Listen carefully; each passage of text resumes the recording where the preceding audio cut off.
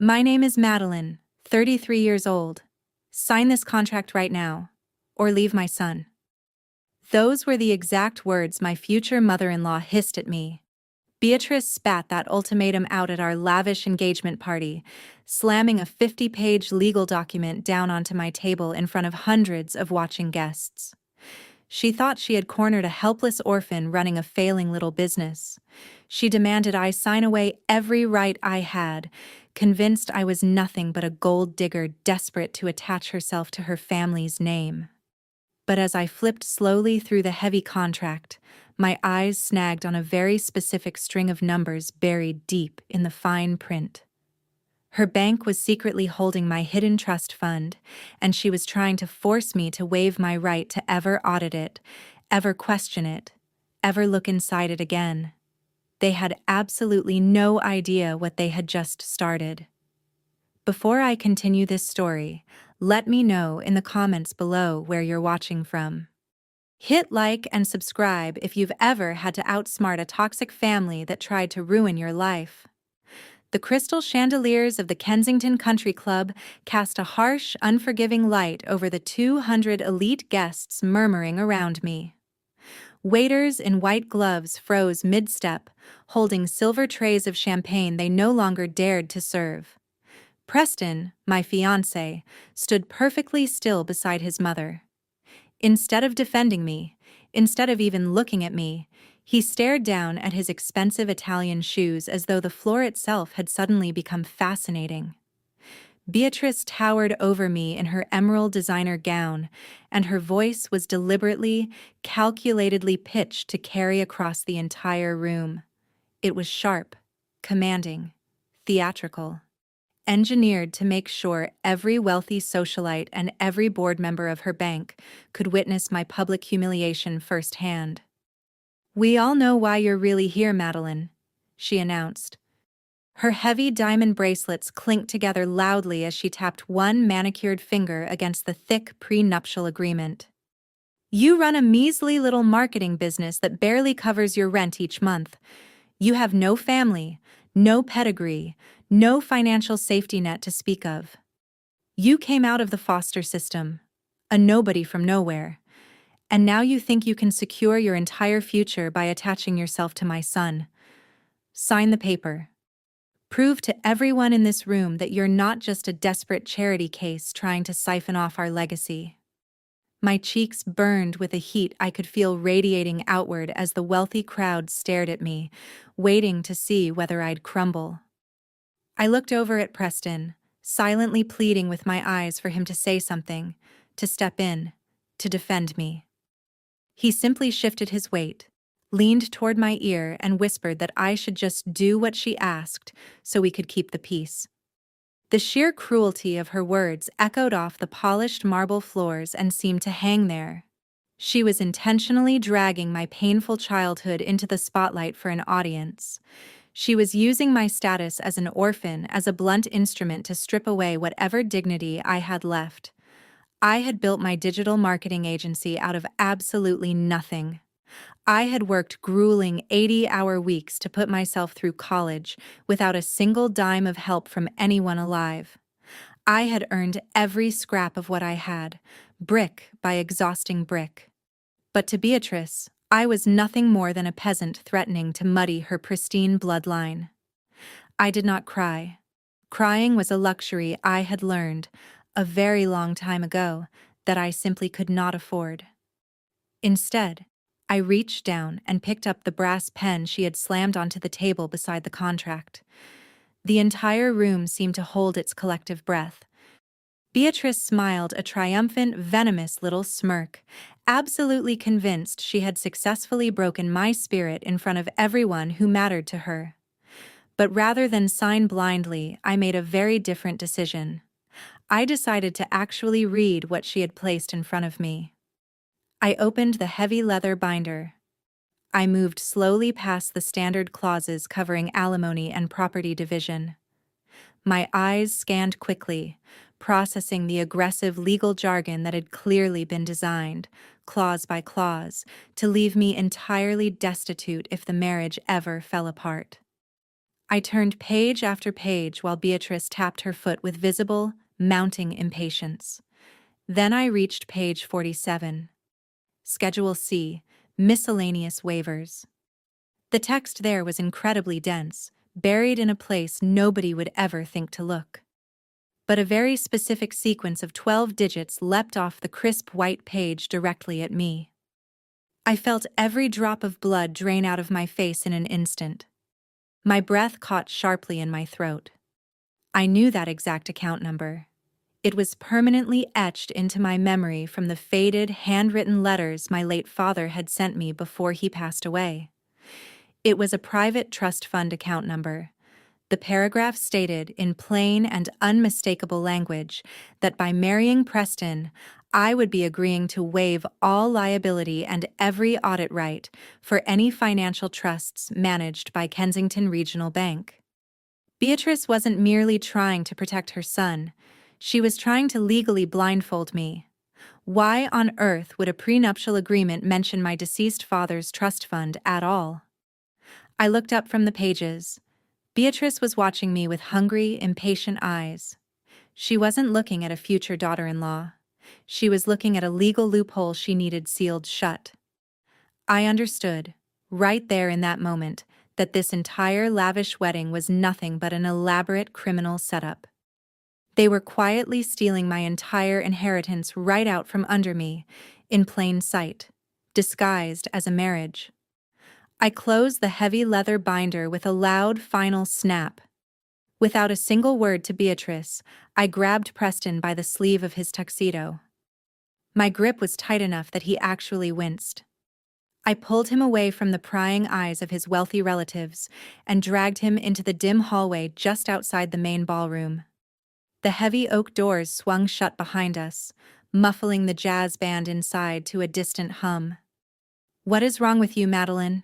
he hissed, yanking his arm free and smoothing down his jacket. "Are you trying to embarrass my mother in front of the entire board?" I stared at the man I was supposed to be marrying. He looked flawless on the outside, but his eyes had gone cold. "I'm not the one causing a public embarrassment, Preston," I replied, keeping my voice level and steady. "Did you even bother to read that document she threw at me? It's an absolute financial trap." He let out a mocking laugh. "Listen to yourself, Madeline. You sound completely paranoid right now. My mother is just doing her job, protecting Kensington Regional Bank's corporate assets. It's standard operating procedure for a family at our level. You're blowing this way out of proportion because she intimidates you." "I'm intimidated by the fact that my future husband expects me to sign away my legal rights without even letting independent counsel review the document," I shot back. "She wants me to waive all liability. If this is really only about protecting your family's assets, why does it require me to give up my right to ever sue your family's bank?" Preston took a deliberate step closer, looming over me in a blatant attempt at physical intimidation. "Because you're being ungrateful," he spat, his voice dripping with condescension. "My family is welcoming you with open arms. We're throwing you a $200,000 wedding. We're handing you a luxurious life you could never build on your own. And instead of saying thank you, you're out here playing the victim." His words were carefully engineered to make me feel small. He was deploying, in real time, the exact gaslighting tactics I'd read about but never expected to experience firsthand from the man I loved. He wanted me to doubt my own reality. He wanted me to feel like the crazy, irrational woman ruining a beautiful evening for everyone else. "If you had nothing sinister to hide," I said, refusing to back down an inch, "you wouldn't have ambushed me in front of 200 people. Preston crossed his arms tightly over his chest. "Honestly, Madeline, I'm starting to think my mother was completely right about you. You come from nothing, and the second we put legal boundaries in place to protect our generational wealth, you throw a hysterical fit. It makes me wonder if you're just upset because you secretly wanted access to my money all along. If you actually loved me, you'd sign the paper and prove you're not just a cheap gold digger." The sheer audacity of his accusation made my blood run cold. He was projecting his own family's greed straight onto me. They were the ones plotting in cold detail to keep me destitute while pretending to be generous benefactors rescuing me from poverty. I took a breath and centered myself. I refused to let him see exactly how badly his betrayal was cutting into me. I wasn't going to hand him the satisfaction of playing into his convenient narrative about the hysterical fiancé. "I don't want a single dime of your money, Preston," I said, my voice dropping to a dangerously quiet whisper. "I never asked for your generational wealth. But I do want to know one very specific thing." He glared at me in arrogant silence.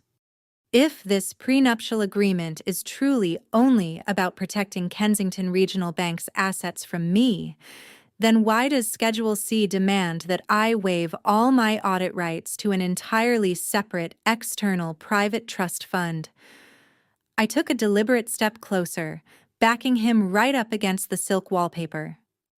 "And more importantly, Preston, why is my deceased father's private trust account number explicitly listed inside a document about your family's money?" For a fraction of a second, the arrogant mask slipped entirely off Preston's face. His skin went pale as a ghost. His eyes darted frantically toward the heavy ballroom doors, as if searching desperately for his mother to swoop in and rescue him. His throat bobbed visibly as he swallowed hard. He opened his mouth to speak, but nothing came out. The silence in that hallway was deafening. He knew exactly what they were doing to me. Without offering a single word of explanation, Preston shoved past my shoulder and sprinted back into the crowded ballroom, letting the heavy oak doors slam shut in my face and leaving me utterly alone in the dim, silent hallway. The morning sunlight filtered weakly through the cracked blinds of my modest one-bedroom apartment. I sat curled on my faded fabric sofa, clutching a mug of black coffee that had gone cold nearly an hour earlier. My eyes burned from a completely sleepless night. I had replayed the exact look of raw terror on Preston's face 1,000 separate times in my head. He hadn't been protecting me. He'd been hiding something massive. My phone suddenly buzzed against the cheap laminate coffee table. The screen lit up with an incoming call from Caroline, Preston's younger sister, and the undisputed golden child of the entire Kensington Empire. I took a deep breath, bracing myself for whatever venom she was about to hurl at me, and accepted the call. "You are utterly unbelievable, Madeline," she snapped the second the line connected. No hello, no greeting of any kind, just pure, unfiltered hostility. "Do you have any idea how much damage you caused last night? My mother had to spend the entire evening doing damage control with the bank's board members because you decided to throw a dramatic tantrum in some hallway like a spoiled child." I kept my voice perfectly flat, refusing to give her the emotional reaction she was clearly hunting for. "I simply asked a question about a legal document, Caroline. If a single question can ruin a party, then the party was already built on a lie." She let out a sharp, condescending laugh. "Oh, please, spare me the fake righteous indignation. You're just bitter because you're completely out of your depth. You don't understand how real wealth operates, because you've never had a single thing to your name. In fact, I happen to be sitting in my brand new custom Porsche right now. It cost $150,000. The family bank paid for it in full yesterday morning, as a simple early wedding gift. Just for me. That's the kind of power my family has. You should be on your knees thanking my mother for even letting you breathe our air, instead of questioning her business practices." Her words were designed precisely to crush my self-esteem. She wanted me to feel microscopic next to their vast generational wealth, but her arrogant bragging about the family bank freely handing out luxury sports cars only fed the burning suspicion already coiled in my gut. I ended the call mid-sentence, without a goodbye. I tossed my phone onto the cushion and walked straight to my small desk. I pulled out my old laptop. It was time to stop asking them questions and start finding my own answers. I booted up the machine and plugged in a heavy, encrypted hard drive. It held the complete digital archive of my late father's records. He had meticulously scanned every single financial document he owned before his sudden passing. I hadn't opened these files in over a decade because the grief had always been too heavy to carry. But today, that grief had been entirely replaced by a freezing, calculating anger. I opened a folder labeled Estate Planning and began searching for the specific 12-digit account number I'd memorized off the prenuptial agreement the night before. It took 45 long minutes of digging through dense PDF files before I finally found it. The document was titled Irrevocable Trust Agreement. My hands physically shook as I clicked to open the file. I began reading through the heavily highlighted text my father had left behind, years earlier, for a daughter he must have known would eventually need it. My father had not died penniless, as I had always assumed. He'd been a quiet, brilliant software pioneer who had sold his early patents for an absolute fortune. According to page 3 of the document, my father had placed exactly $12 million into a secure trust fund meant entirely for my future. The terms were explicit and legally unbreakable. I would inherit the full $12 million, free and clear, on my 35th birthday. But there was a secondary condition buried beneath that. If I entered into a legally binding marriage before turning 35, the entire trust would immediately unlock, transferring full financial control directly to me.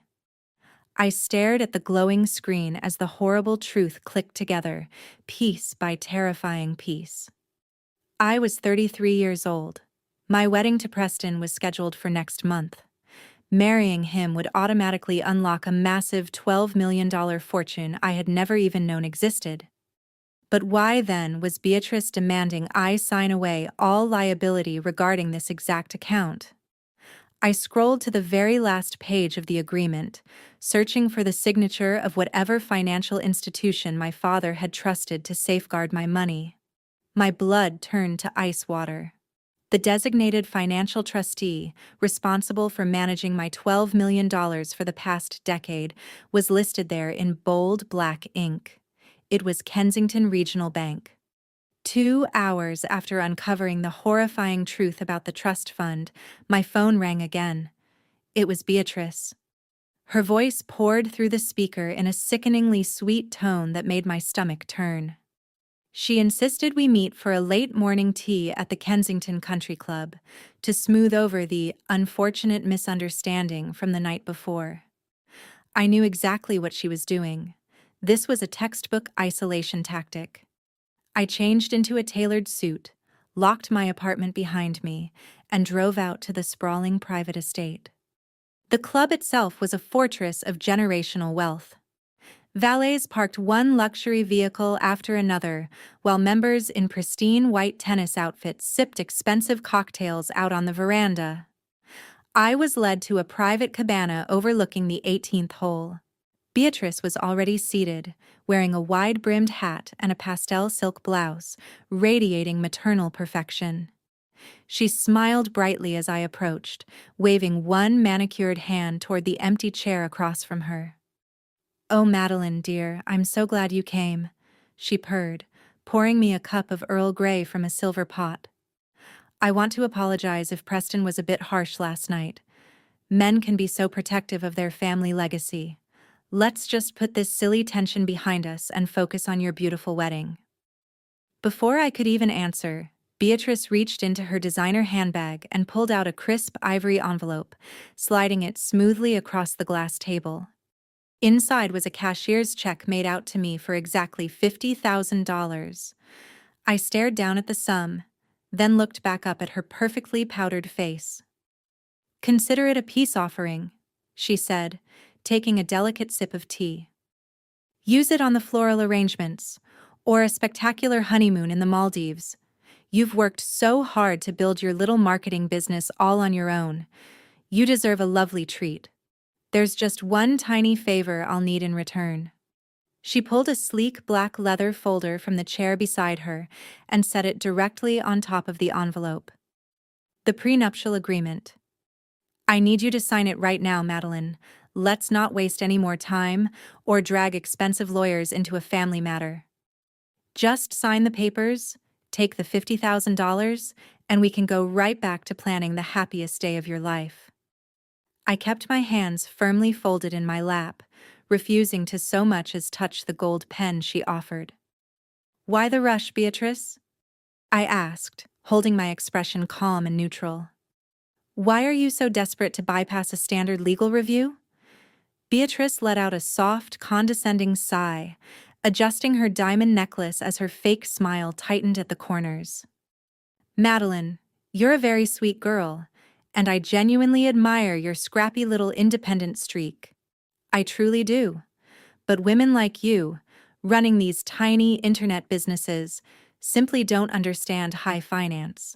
The corporate banking world is far more complex than you realize.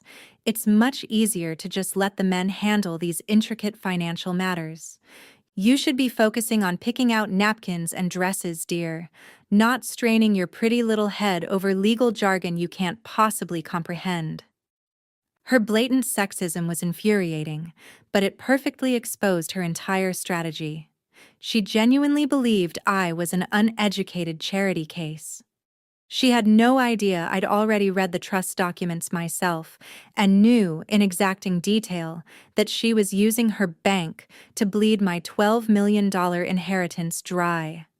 She thought $50,000 would be more than enough to blind me to her massive federal crime. I slowly pushed the check back across the glass table. The heavy paper slid smoothly to a stop right beside her teacup. I appreciate the generous offer, Beatrice, I said, keeping my voice entirely devoid of emotion. But I built my business by reading every single contract I sign, without exception. I won't put my name on any document that waives my rights until my own attorney has reviewed the specific trust fund liabilities buried in Schedule C. The transformation was instant and genuinely terrifying. The sickeningly sweet smile vanished from Beatrice's face entirely, replaced by a look of pure, cold-blooded malice. The maternal mask dropped away completely, revealing the ruthless corporate predator underneath. She leaned slowly across the table, invading my personal space, her eyes narrowing into dark, dangerous slits. "Listen to me very carefully, you arrogant little brat," she whispered, her voice dripping with venom. "You are going to sign that contract today, because if you don't, I will personally make a few phone calls to my board of directors, and I will make absolutely sure your pathetic little digital marketing agency loses every single corporate client it has in this city by tomorrow morning. I will bankrupt you before you ever walk down the aisle." The chilling reality of her threat hung in the air long after she had already walked away from the cabana, leaving her half-finished tea to go cold on the glass table. Beatrice was not making an idle threat. Women like her didn't bother with idle threats.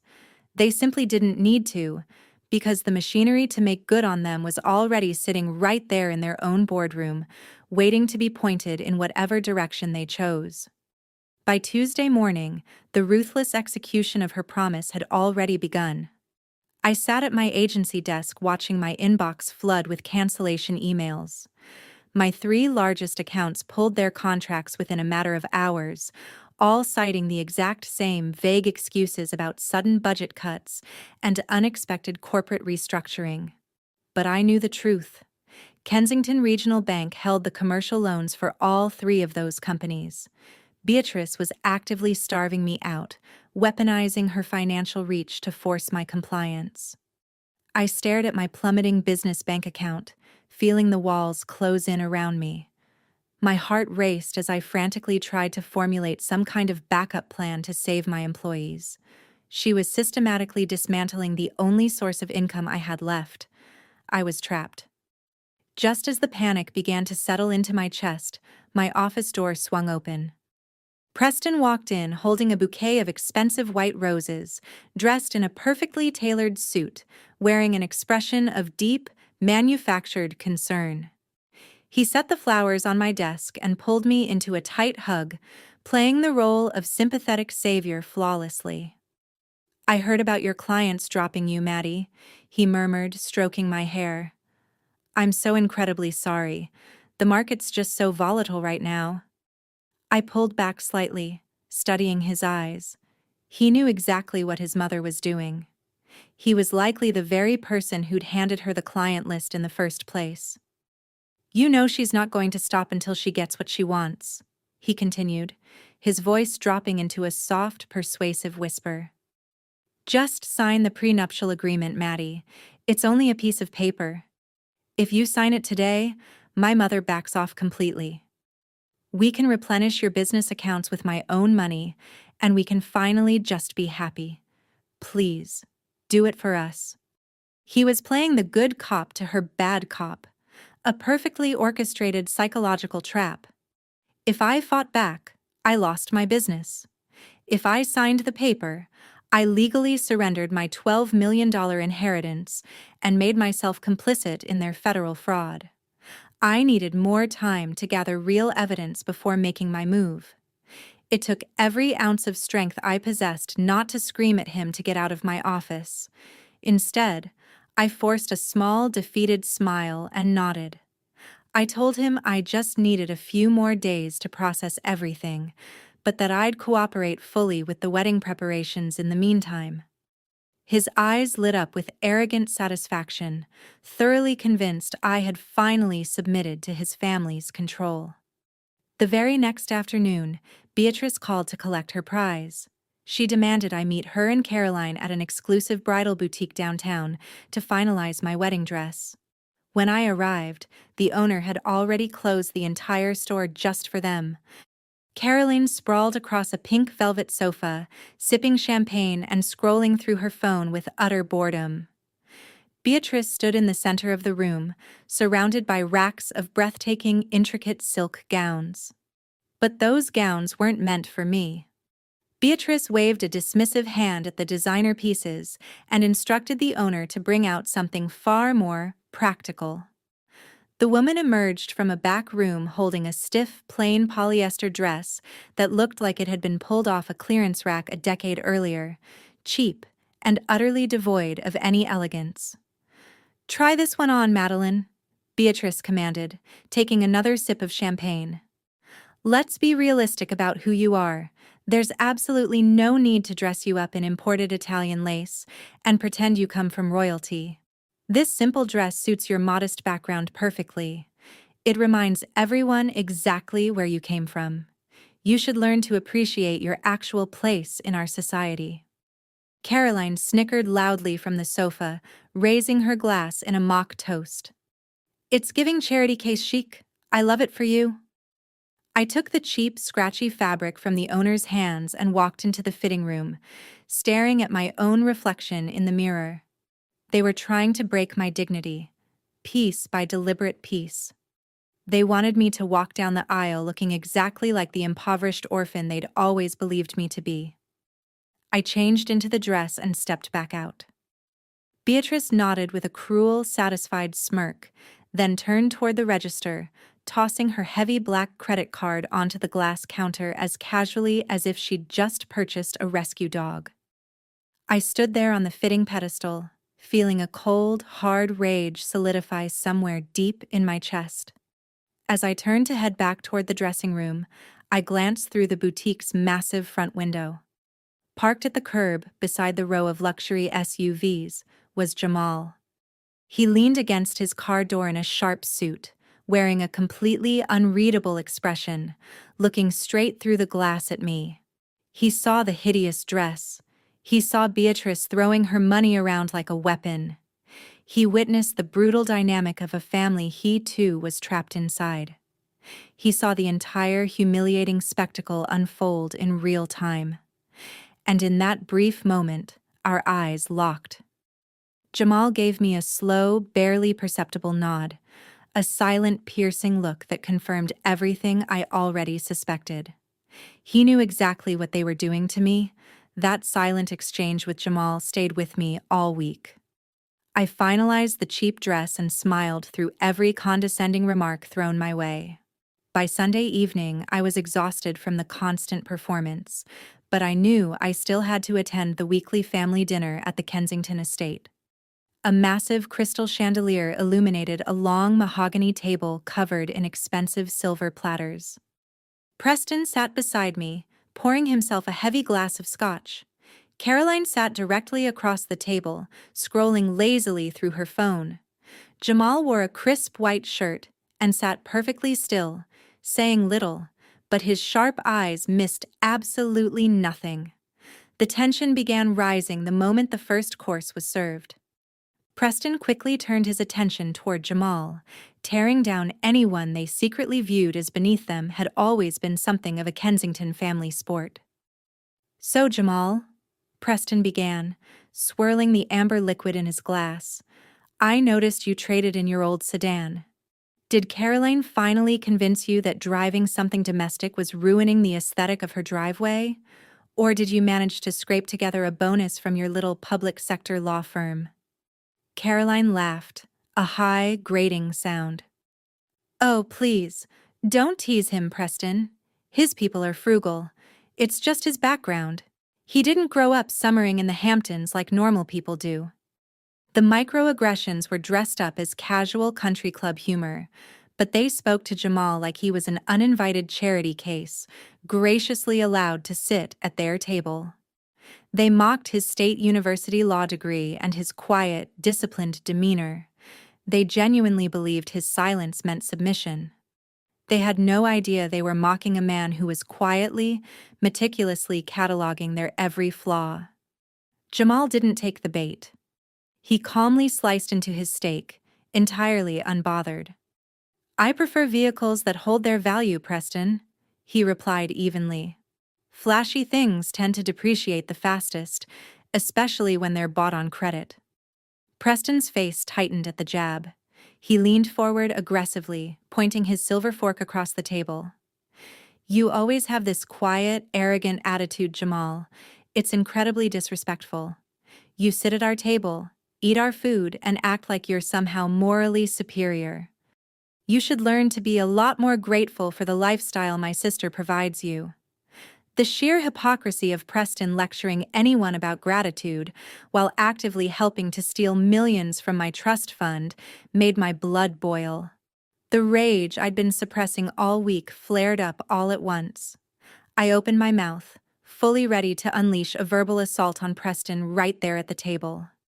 Before a single word left my lips, I felt a heavy gaze lock onto me. I looked across the table. Jamal was staring directly into my eyes. His expression stayed completely blank, but he gave his head one microscopic shake. It was a clear, deliberate warning. "Stand down. Don't blow your cover." I swallowed my anger, forcing my mouth shut. Jamal was playing a much longer game than I'd realized.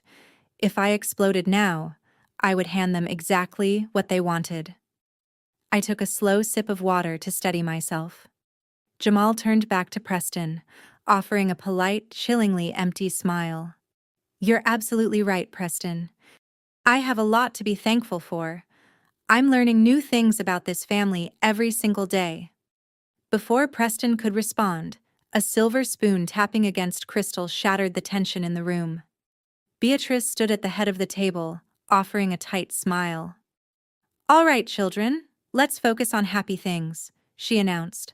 "I have some wonderful news regarding the wedding. I spoke with the event coordinator this afternoon. We're moving the date." Preston looked up, clearly surprised. "Moving it to when, Mother?" Beatrice looked directly at me, her eyes dark and calculating. "Next month. We're moving the wedding up to the second week of next month." A cold chill shot straight down my spine. My mind raced frantically.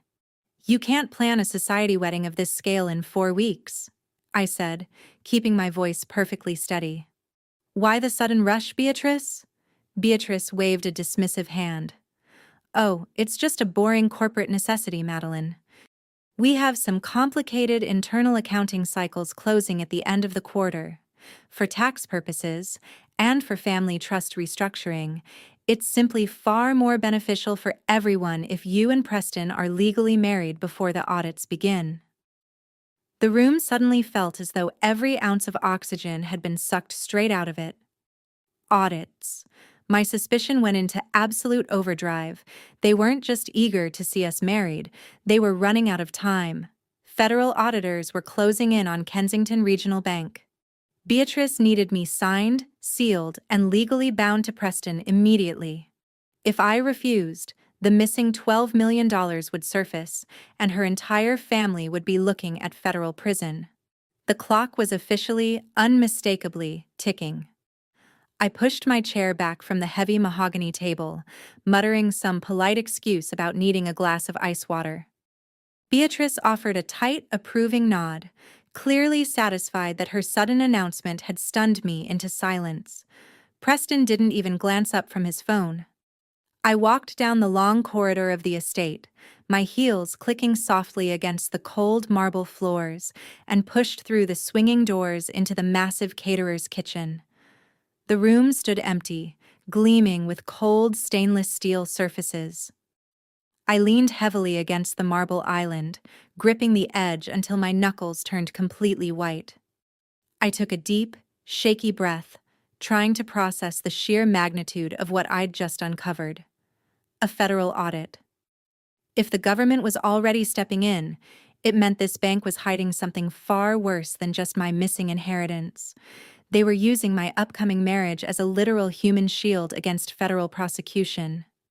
Before I could even pour myself a glass of water, the kitchen doors swung open again with a soft swoosh. I quickly straightened up, plastering on a fake smile, assuming it was one of the estate's staff. But it wasn't a servant. It was Jamal. He walked in quietly, letting the heavy doors close completely behind him. He didn't move toward the refrigerator. He didn't reach for a glass. Instead, he crossed straight to the wall and systematically flipped 3 separate light switches, plunging half the kitchen into shadow. Then he stepped close to the island, standing only inches away from me. The passive, quiet demeanor he always wore at the dinner table had vanished entirely. His eyes were sharp, calculating, intensely focused. "We don't have a lot of time, Madeline," he said, his voice dropping to a barely audible whisper. "They think I'm in the bathroom, but Preston will start looking for you in exactly 2 minutes." I stared at him, my heart hammering hard against my ribs, every instinct I had screaming that whatever came next would change everything. For years, Jamal had been the quiet in-law nobody at that table bothered to take seriously. The man Caroline had married for reasons that seemed, on the surface, to have very little to do with love, and everything to do with a stubborn point she'd wanted to prove to her mother. He had absorbed insult after insult without so much as a flinch, and I had assumed, foolishly, that his silence really was submission. Standing there in the half-dark kitchen, watching him move with the calm precision of someone who had rehearsed this moment 100 times in his head, I understood how wrong that assumption had been. "You're a lawyer," I said slowly, the pieces finally sliding into place. "You've been watching this family the entire time." A humorless smile flickered across his face. "Longer than you know," he said. "Now listen to me, because I'm only going to say this once." "Jamal, what is going on?" I asked, keeping my voice equally low, aware of how thin the walls of this house truly were. "Why did you look at me like that at the bridal boutique?" He leaned closer, resting both hands flat against the cold marble counter, and for the first time since I'd met him, I saw something other than practiced neutrality in his face. "Because I know exactly what they're doing to you. You think I'm just some quiet lawyer who tolerates their casual racism in exchange for free dinners at the family table. I'm not. I'm a forensic tax attorney for the state. I specialize in unraveling complex corporate fraud, and I've been watching the Kensington family's finances very closely for the last 3 years." The revelation hit me like a physical blow. "You know about the trust fund?" I whispered, my voice trembling slightly. "I know everything," he replied, his gaze completely unblinking. I know your late father left you exactly $12 million. I know Beatrice has been charging phantom management fees against that account since you were 22. And I know that if you sign that prenuptial agreement next month, you'll be legally absolving them of a massive crime. They're cornering you, Madeline, but you are not going to let them win. I felt a sudden surge of adrenaline collide with pure terror. How can I possibly stop them, Jamal? Beatrice has already threatened to destroy my marketing agency. She took my biggest clients in a single day. If I fight back, she'll bankrupt me before the wedding even happens. Jamal glanced quickly over his shoulder, checking the small window set into the swinging kitchen doors. You don't fight back yet, he instructed firmly. You play the perfectly compliant bride. You let them believe they've completely broken you, and while they're busy celebrating their victory, you quietly gather the ammunition to bury them. He shifted his stance slightly, moving closer to where my designer purse sat open on the edge of the kitchen island, timing every movement to look casual, unhurried, the way a man might move if he simply wanted a better view of the counter. With a movement so smooth, so practiced, it looked entirely accidental, Jamal bumped his elbow against his suit jacket. A sleek black USB drive slipped silently out of his inner pocket and dropped straight into the open compartment of my purse. He immediately stepped back, putting a polite, deniable distance between us. The loud sound of heavy footsteps suddenly echoed from the marble hallway outside. Preston was coming. Jamal turned toward the refrigerator, opened the stainless steel door, and grabbed a bottle of sparkling water. The kitchen flooded briefly, with bright artificial light spilling out from the fridge. Before he walked back toward the dining room, Jamal paused right beside my shoulder. His voice dropped into a cold, deadly whisper that sent a shiver straight down my spine. You are not the only one they're bleeding dry, Madeline. Plug that drive into a secure computer, look at the folder labeled Internal Audits, and whatever you do, do not use their Wi-Fi. I walked out of the kitchen with my heart hammering against my ribs, returned to the dining room, and forced a smile at Beatrice. I told her I was feeling incredibly nauseous and needed to go home.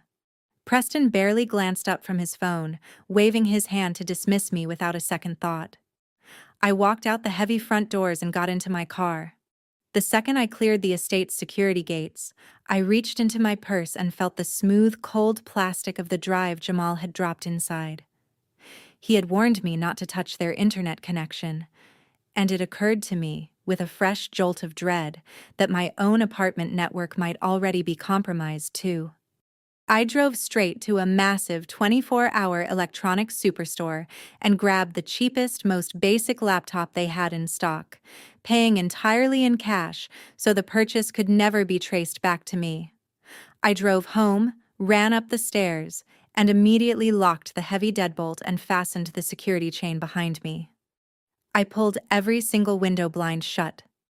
The silence in the apartment felt heavy, almost physical. I sat down at my kitchen table and tore the cardboard box open. I booted up the cheap plastic laptop, my fingers clumsy with adrenaline, fumbling twice over the power button before the screen finally flickered to life. A prompt appeared, asking me to connect to a local wireless network. I hit skip, making absolutely sure the machine stayed isolated from the internet, exactly as Jamal had instructed. I took a deep breath, pulled the black USB drive from my pocket, and slid it into the side port. A small window popped open on the bright screen. I clicked it. The drive contained hundreds of nested folders holding tens of thousands of internal bank documents, balance sheets, email archives, risk assessment reports. I scrolled down until I found the exact folder Jamal had mentioned, labeled Internal Audits. I opened the first master spreadsheet. The screen filled with endless rows of financial data belonging to Kensington Regional Bank. I'm not an accountant, but I've run a business long enough to recognize what a failing company looks like when I see one. I'd watched enough of my own early clients circle the drain to know the signs by heart. The numbers were catastrophic. Entire columns bled bright red, marking massive, unrecoverable losses. The bank had over-leveraged itself on toxic commercial real estate loans that had completely defaulted. There were no liquid cash reserves left at all. Kensington Regional Bank was entirely insolvent. Based on the daily cash burn rate alone, they were only a few months away from total collapse and a federal takeover. The sheer scale of the disaster was paralyzing. Beatrice wasn't some brilliant financial mind. She was a desperate criminal, frantically trying to plug a sinking ship with other people's money.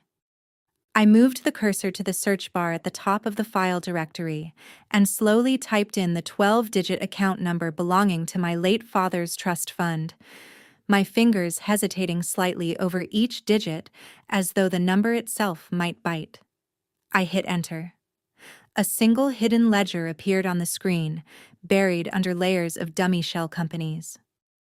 I click the file open, and the entire financial history of my inheritance loaded in front of me. I scrolled to the very top to check the starting balance from 5 years earlier. It sat at exactly $12 million. Then I moved down through the transaction history.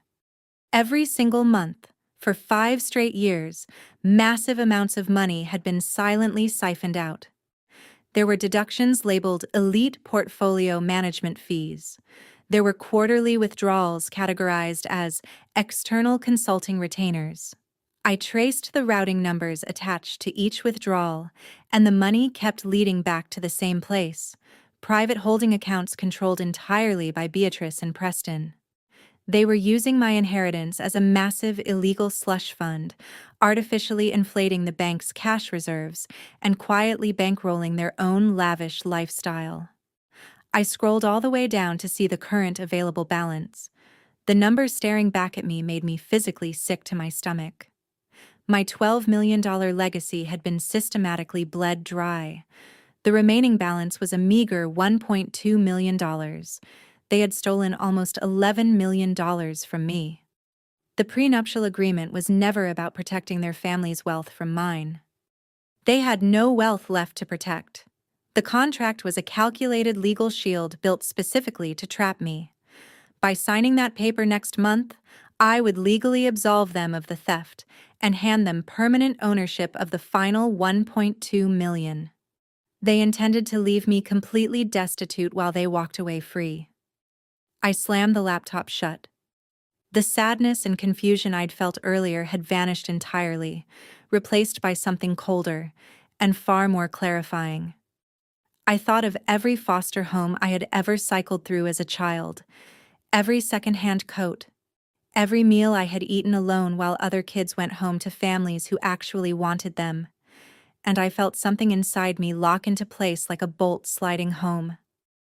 I was going to burn their entire empire to the ground. My chest tightened painfully as I stared at the now dark screen. I pushed the cheap laptop away and gripped the edges of my small kitchen table, practically hyperventilating. The room seemed to spin slightly as the sheer audacity of their crime crashed over me like a physical weight. I closed my eyes and took a deep, shaky breath, trying to force oxygen back into my panicked lungs. Beatrice and Preston hadn't simply made poor corporate investments. They had orchestrated a systematic long-term hemorrhage of my inheritance, drop by careful drop.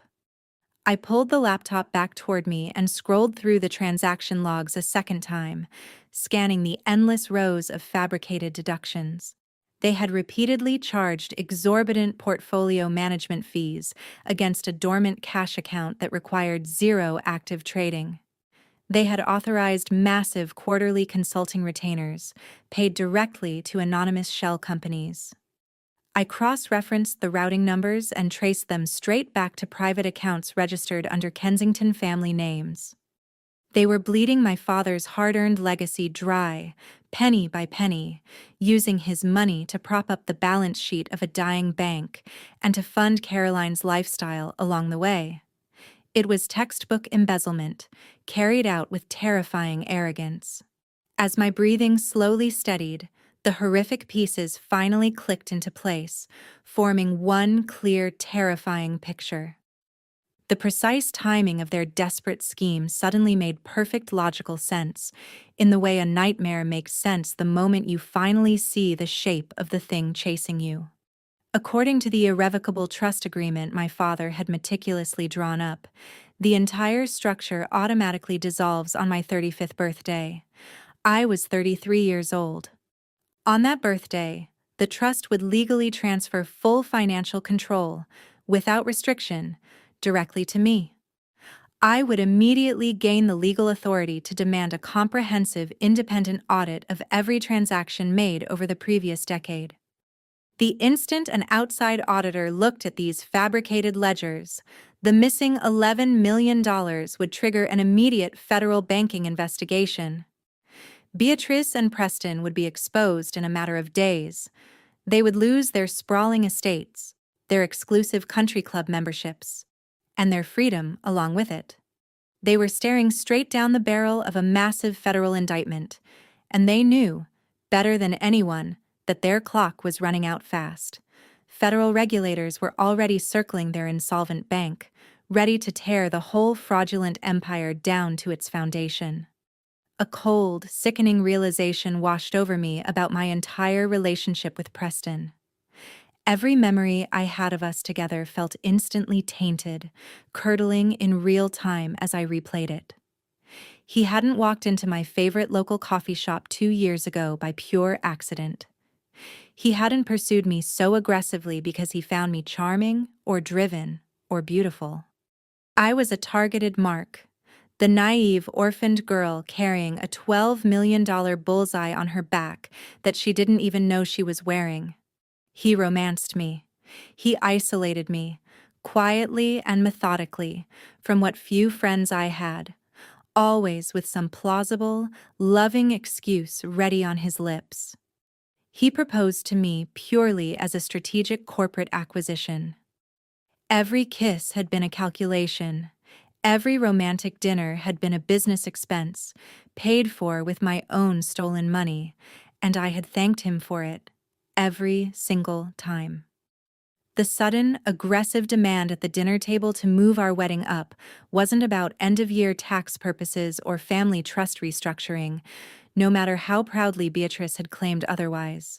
The bank was collapsing far faster than they had originally anticipated. They needed me legally neutralized before state regulators came knocking on their heavy mahogany doors. I reached into my purse and pulled out the heavy leather binder containing the prenuptial agreement Beatrice had tried to bribe me into signing at the country club. I flipped past the early decoy pages, going straight back to the miscellaneous waivers buried at the very end of the document, and read the dense legal language again, this time with my eyes completely open to their malicious intent. The clause didn't merely prevent me from suing the bank for alimony in the event of a divorce. The wording was explicitly engineered to legally merge my private trust fund directly into Kensington Regional Bank's general corporate assets the moment I became Preston's legally wedded wife. By signing that paper and saying "I do" at the altar, I would be permanently waiving my right to ever request a financial audit of my own inheritance. The entire marriage was nothing but a sophisticated legal cover-up for a massive federal crime. I wasn't being welcomed into their prestigious family as a cherished daughter-in-law. I was being recruited as their unwitting accomplice and their ultimate financial scapegoat. They thought they had trapped a helpless victim. What they had actually done was hand me the exact weapon I needed to destroy them. I had just shoved the cheap laptop into the hidden compartment beneath my floorboards when a rapid knock echoed through the apartment. I wiped my face, forced my racing heart to slow, and walked cautiously toward the front door. I checked the peephole. It was Preston. He stood in the dimly lit hallway holding a massive bouquet of red roses and a small black velvet jewelry box. I took one deep breath, burying my raging emotions behind a fragile, welcoming smile, and unlocked the deadbolt.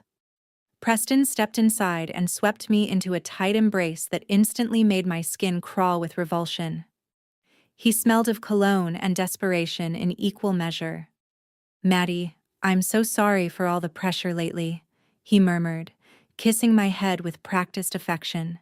He opened the velvet box, revealing a diamond bracelet that had clearly cost more than my agency made in an entire year. "I bought this for you.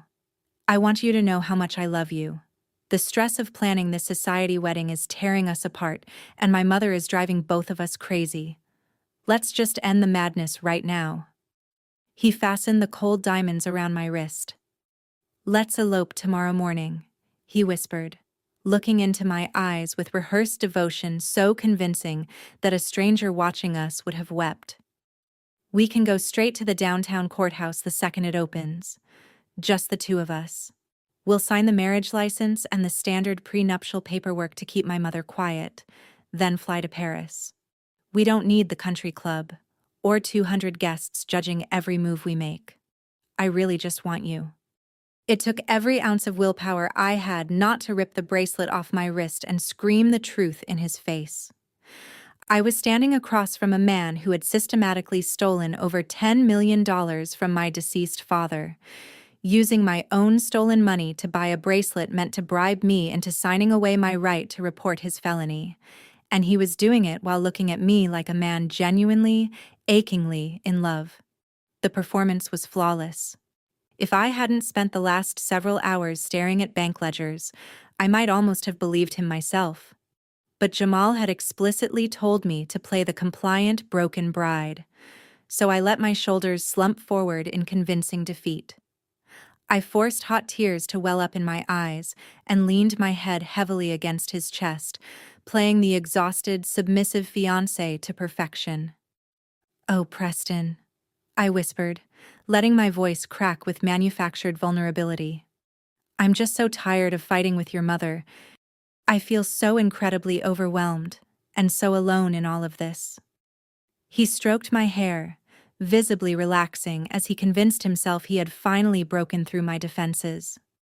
"You are not alone," he promised smoothly, wrapping his arms tighter around me. "I'm going to take care of everything for us. Just trust me, Maddie."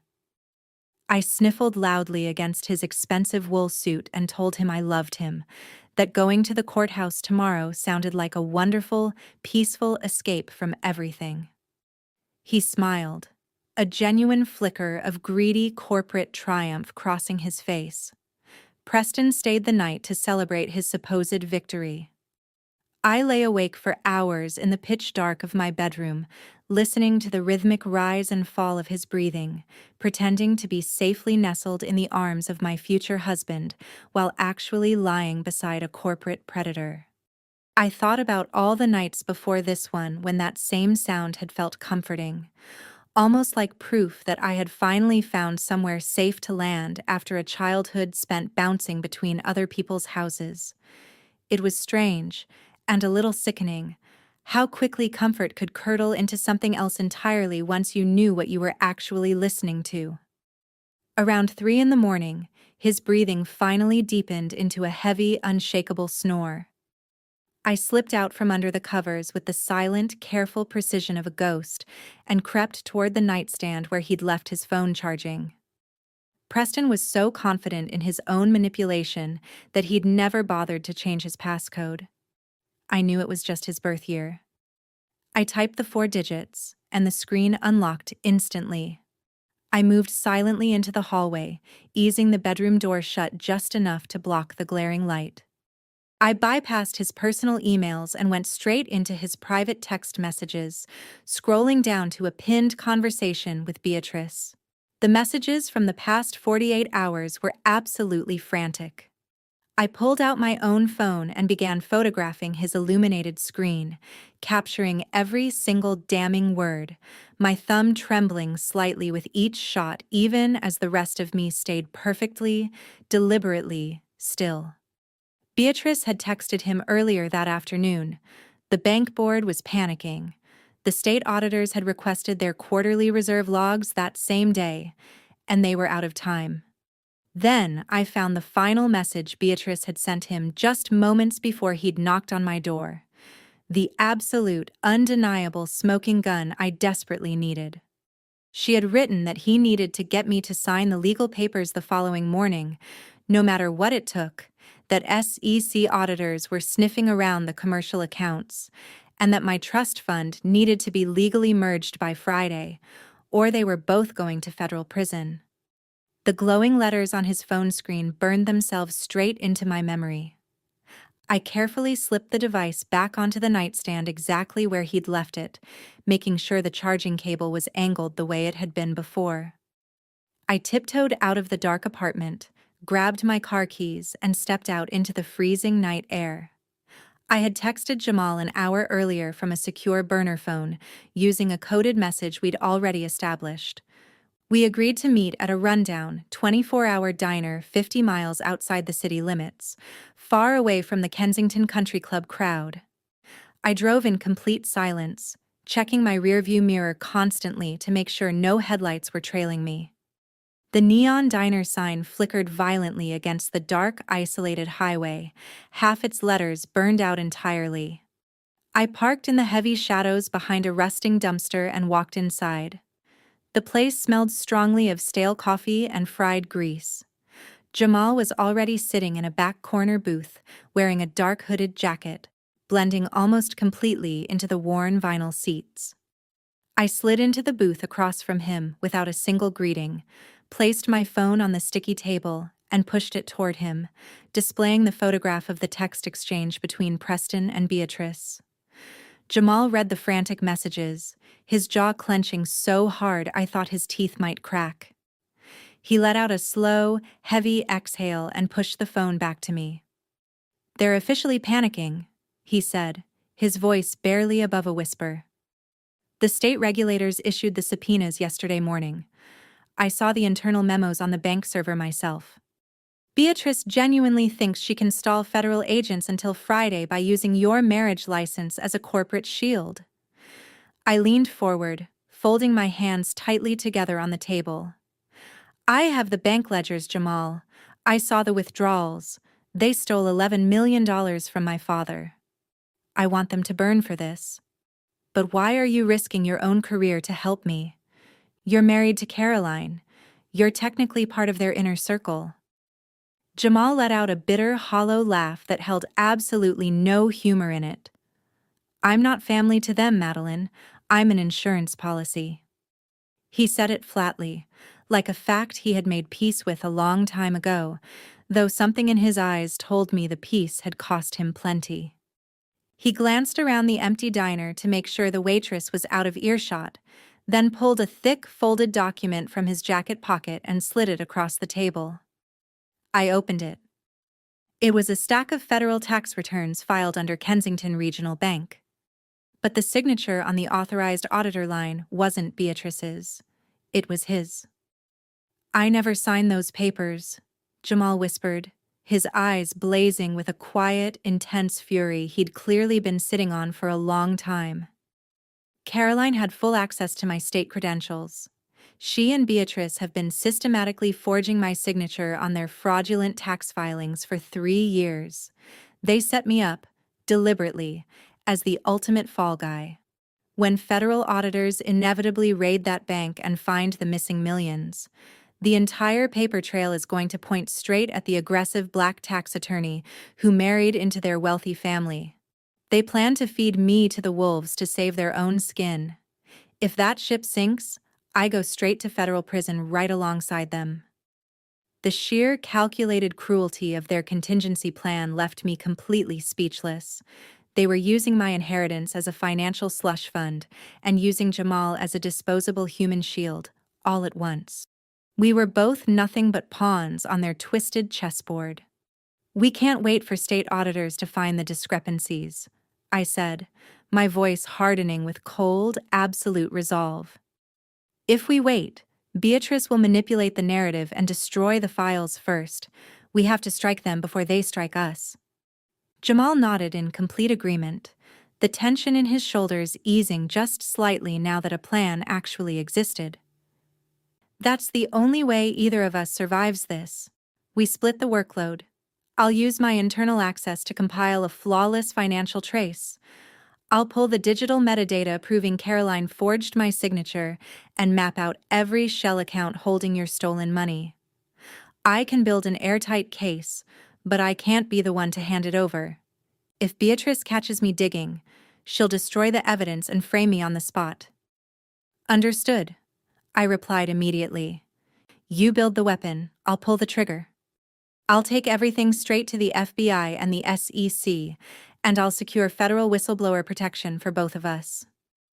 Jamal reached across the table and shook my hand, a solemn, binding pact between two survivors fighting for the same freedom, sealed in a diner that smelled like old grease at 1 a.m. He stood, sliding out of the booth, and pulled his hood back up. Be incredibly careful, Madeline, he warned, his tone turning deadly serious. Don't underestimate Beatrice. She's a cornered, desperate animal, and she doesn't trust you at all. She hired a private investigator to start following you yesterday morning. He's driving a dark gray sedan. From this second forward, you have to be flawlessly convincing. One wrong look, one suspicious phone call, and she'll know exactly what you're doing. The drive home was agonizing.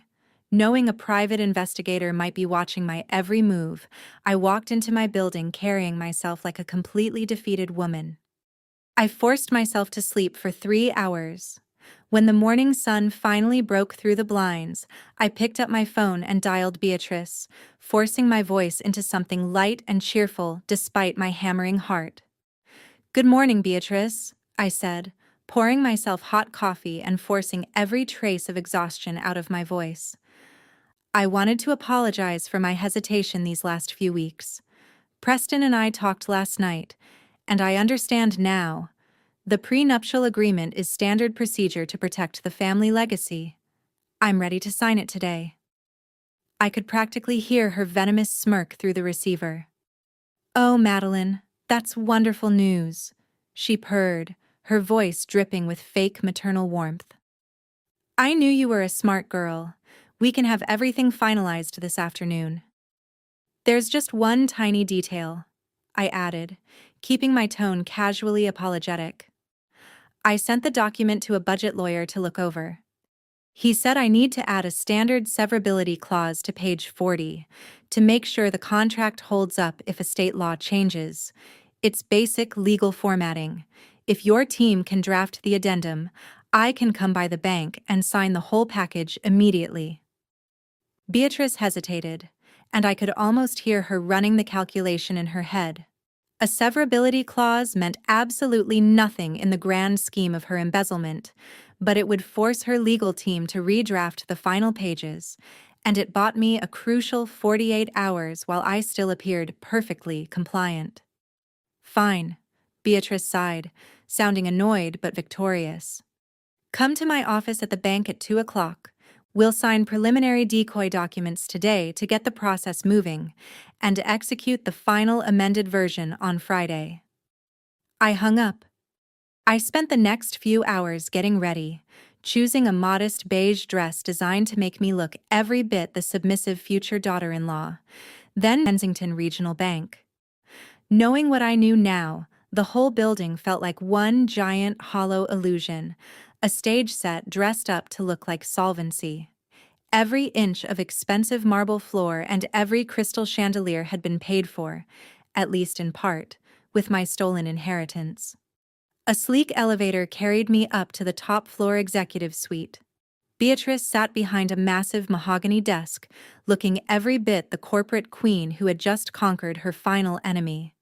She gestured for me to sit. A thick stack of preliminary documents rested perfectly centered on her desk, beside a steaming cup of black coffee. You made the right choice, Madeline, she said, sliding a heavy gold pen across the polished wood. Preston was so relieved this morning. We're going to have a beautiful wedding, and you're going to be a wonderful addition to this family. I smiled warmly and picked up the pen, knowing full well she saw me as a foolish sheep walking willingly into the slaughterhouse. I signed my name on the preliminary decoy documents, keeping my handwriting perfectly steady. Every stroke of the pen bought Jamal more time to extract the hidden financial routing numbers from the server down the hall. As I handed the signed papers back, I stood up slightly and adjusted my purse, letting my elbow catch the edge of her porcelain coffee cup just enough. It tipped over instantly, spilling scalding black coffee across the corner of her pristine desk. "Oh my goodness," I gasped, covering my mouth in manufactured horror. "I'm so incredibly sorry, Beatrice. Let me grab some napkins right away." Beatrice jumped up from her leather chair, cursing loudly as the hot liquid narrowly missed her expensive silk skirt, and rushed toward the private executive bathroom attached to her office to grab towels. The heavy door clicked shut behind her. I had exactly 10 seconds.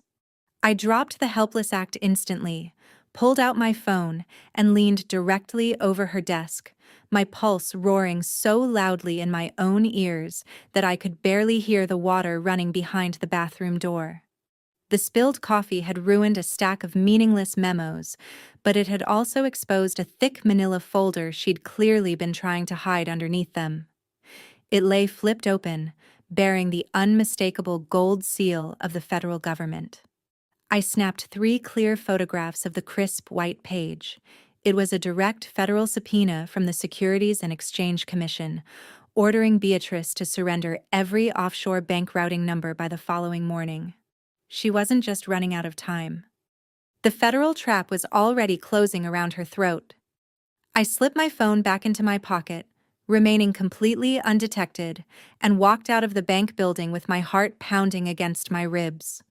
The digital photographs of that subpoena felt like a loaded weapon burning a hole in my pocket. I had survived the lion's den, but the second I unlocked the door to my modest apartment, my brief sense of victory vanished completely. Preston was pacing frantically back and forth across my small living room, his usually perfect hair disheveled and his expensive suit jacket discarded across the sofa. He looked absolutely terrified, and for one disorienting second, some small, foolish part of me almost felt sorry for him, before I remembered exactly why he deserved none of it. "Maddie, thank God you're home," he gasped, rushing over and grabbing my shoulders, his palms sweating. "I need your help immediately. We have a massive financial emergency." I kept my expression soft and concerned, masking the cold calculation turning behind my eyes. "What's wrong, Preston?" I asked softly. "Is the wedding budget overextended?" He let out a sharp, manic laugh, running a hand through his hair. "No, it's not the wedding. It's an investment. I've got a massive short-term capital call on a commercial real estate startup. If I don't wire $200,000 by tomorrow morning, I lose my entire equity stake. My trust funds are temporarily locked in prenuptial escrow until Friday, so I can't touch my own cash. I need you to take out a home equity line of credit on your apartment. Right now." I stared at him, letting his audacious lie wash over me. A startup investment. Thanks to Jamal's financial trace from the night before, I already knew exactly where Preston had been spending his nights. He didn't have a startup capital call. He had a massive underground gambling debt. He owed a dangerous syndicate $200,000, and they were demanding immediate payment before he ever made it down the aisle. The sheer, unadulterated evil of his request pushed my internal rage to a full boil. This man and his mother had systematically embezzled $11 million of my father's hard-earned legacy. They had drained my trust fund to pay for their luxury cars and their country club memberships.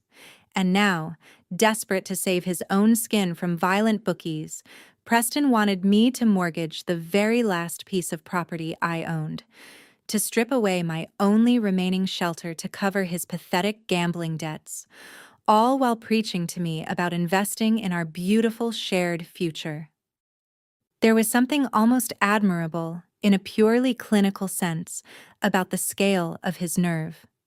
He had spent years quietly draining me dry, and now he wanted my apartment too, delivered with a kiss on the forehead and a promise about our future together. I wanted to scream. I wanted to slap his perfectly moisturized face and tell him I knew everything. But I remembered Jamal's warning in that dark diner booth. I had to remain flawlessly convincing. "Oh, Preston, that sounds incredibly stressful. I whispered, placing my hands gently on his chest. You've given me so much since we met. If mortgaging my apartment secures our future together, then of course I'll do it. We're a team. The relief that washed over his face was nauseating. He genuinely believed I was the most compliant, most gullible woman on the planet, and some small, tired part of me almost resented how easy I had made it look. He pulled out his laptop and immediately opened an expedited online equity loan application through a rival bank. I sat beside him on the couch, playing the obedient bride, and typed in my social security number and my apartment's deed information. Because I owned the property outright and had solid credit, the automated underwriting system approved the $200,000 loan almost instantly. Preston kissed my cheek, his eyes gleaming with greedy desperation. You're a lifesaver, Maddie. The funds should hit your account by tomorrow morning. Just wire the money straight to my personal checking account the second it clears. I have to go meet my broker right now to buy us some time. I love you so much. He grabbed his jacket and bolted out the door, leaving me alone. I walked to the window and watched his luxury car speed away down the street. Feeling the cold reality of the war I was now fighting settle over me completely. The next morning, a bank notification pinged on my phone. The $200,000 from the equity loan had officially landed in my checking account. Preston texted me within seconds, demanding I send the transfer immediately. 3 messages in a row, each one more frantic than the last. I sat down at my kitchen table and opened my laptop, logged into my banking portal. But I did not type in Preston's routing number. Instead, I pulled up the secure contact information for the most ruthless, high-profile federal whistleblower attorney in the state, and typed in her firm's trust account routing number. Without a moment's hesitation, I executed the wire transfer, sending the entire $200,000 directly to her as a non-refundable legal retainer. Preston wasn't getting a single dime to pay off his bookies. I had just bought the legal firepower to send him to federal prison instead, and the small, savage satisfaction of that thought carried me through the rest of the morning. 2 days later, I walked into an unmarked glass building in the financial district and rode a private elevator down to a secure basement conference room, my heart pounding the entire descent as though the floor numbers themselves were a countdown. Sitting at the long steel table was Patricia Montgomery, the most ruthless corporate litigator on the East Coast. Beside her sat 2 federal agents in dark suits and stern expressions. Special Agents Reynolds and Carter, from the White-Collar Crime Division. I took a seat across from them, sliding my heavy leather tote onto the cold metal table, keenly aware of how small my own voice was about to sound in a room built for people who spoke in subpoenas for a living. Patricia adjusted her glasses and studied me with piercing gray eyes. "We received your wire, Madeline," she said, her voice sharp and strictly business. "You claimed on our encrypted intake call that you have actionable intelligence regarding the insolvency of Kensington Regional Bank. The federal government is already looking into their commercial loan defaults. What do you have that we don't already know?" I didn't waste time with small talk. I reached into my bag and pulled out the black USB drive Jamal had given me, sliding it across the table toward Agent Reynolds. "I have the entire internal server logs," I said, keeping my voice steady, "including hidden ledgers showing Beatrice and Preston systematically embezzling $11 million from my private trust fund over 5 years.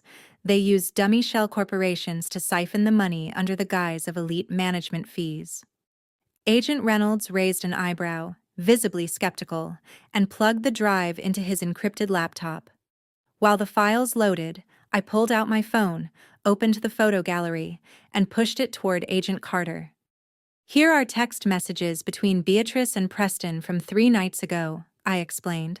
"They discuss forcing me to sign a prenuptial agreement that legally merges my trust fund into their general corporate assets, before the SEC auditors discover the missing funds." I pulled out the heavy prenuptial binder next and set it beside the phone. Here's the contract Beatrice tried to force me to sign in front of 200 people at our engagement party. Schedule C contains the exact liability waiver designed to cover up their federal crimes. I've also included photographs of a federal subpoena sitting right now on Beatrice's desk, which she's actively hiding from her own board of directors. The room went completely silent except for the rapid clicking of Agent Reynolds's keyboard as he opened the files Jamal had so meticulously organized, cross-referencing routing numbers against the text messages and the prenuptial clauses. Minutes ticked by. As he scrolled through the endless rows of fabricated deductions, the skepticism drained entirely from his face, replaced by pure, stunned disbelief. He looked up at Patricia, then back at me. "I've been investigating corporate bank fraud for 15 years, he said, his tone laced with genuine shock. I have never seen a family act with this level of sheer, unadulterated arrogance. They're using your upcoming marriage to legally launder a massive federal felony. The paper trail your source compiled is flawless." Patricia leaned forward, clasping her hands together, her eyes gleaming with the thrill of what looked like guaranteed victory, the look of a woman who had already started drafting her press statement in her head. "We have them, Madeline," she declared confidently. "The wire fraud, the embezzlement, the breach of fiduciary duty. We can freeze every asset they own by tomorrow morning." I felt a massive wave of relief wash over me, but Agent Carter raised a hand, stopping the celebration before it could even get started. "We have a strong paper trail, yes," Agent Carter said, leaning back in his chair with a heavy sigh, the kind of sigh that told me he had watched too many airtight cases get picked apart by expensive lawyers before. "But Beatrice is a highly connected bank president with an army of defense lawyers behind her. If we raid the bank right now, based purely on these ledgers, she'll immediately claim ignorance. She'll blame the missing funds on rogue accounting errors. Or, worse, she'll try to pin the entire embezzlement scheme squarely on her internal tax attorney." I looked between the two agents and Patricia, feeling the fragile relief of the last few minutes drain slowly out of the room. I had handed them everything I had. It wasn't enough yet. Somewhere out there, Beatrice was still sitting behind her mahogany desk believing she had a few more days to spare, and I understood, with a sinking certainty, that whatever came next would have to be even more careful than everything that had come before it. She would insist she had no idea any of it was fraudulent. That was the story she planned to tell. My stomach lurched as I remembered what Jamal had warned me about weeks earlier. Beatrice had already forged his signature on official tax filings, quietly setting him up as the fall guy long before any of this became public. "She's grooming her son-in-law to take the blame," I told the agents, my voice tighter than I wanted it to be. "She forged his authorization. That's not an accident. That's a plan." "Exactly," Agent Carter said, nodding gravely, his expression grim with the weight of experience. "White-collar cases like this one hinge entirely on proof of intent. If Beatrice can manufacture even a sliver of reasonable doubt, she could walk away from this without ever seeing the inside of a cell. We need something the defense can't spin, something undeniable. We need Beatrice or Preston to say, out loud in front of credible witnesses or on tape, that they knew exactly what they were doing with that trust fund. We need a confession that ties them directly to the missing $11 million. Without that, federal prosecutors won't authorize the indictments we're all hoping for." I left the federal building that afternoon with a single, sharpened purpose. The agents had drawn the line clearly enough. I needed a confession. I needed someone inside the Kensington family to admit, in their own words, that the money funding their extravagant lifestyle actually belonged to my late father. The opportunity came far sooner than I ever expected. The next morning found me sitting in my unnervingly quiet agency office. The phones had gone silent ever since Beatrice stripped away my corporate accounts out of spite. Then, without warning, the glass door burst open with a violent crash that rattled the frame. Caroline stormed in, oversized designer sunglasses hiding half her face, an expensive handbag clutched against her side like a weapon. Her hair was a mess, and she reeked of stale alcohol layered over expensive perfume. She dropped the handbag onto my desk hard enough to make it bounce, then collapsed into the chair across from me. "I need your PR magic, and I need it now, Madeline," she snapped, yanking off her sunglasses to reveal dark circles that no amount of concealer had managed to hide. "I got pulled over last night out in the Hamptons. Some overzealous cop slapped me with a ridiculous DUI charge, and now some blogger has a photo of my car getting towed and is threatening to run it. Bury the story. Immediately." I stared at her, feeling adrenaline spike through my chest. Slowly, casually, I slid my phone toward the center of the desk and tapped the screen, quietly triggering the voice memo app. I kept my expression carefully blank. "Caroline, that sounds like a serious legal problem," I said evenly. "My agency handles corporate marketing, not personal crisis management. A firm equipped to bury something like this would charge an enormous retainer." She let out a sharp, grating laugh, as if I'd told a particularly bad joke. "A retainer? Are you out of your mind? You're going to do this for free, because you're practically family now."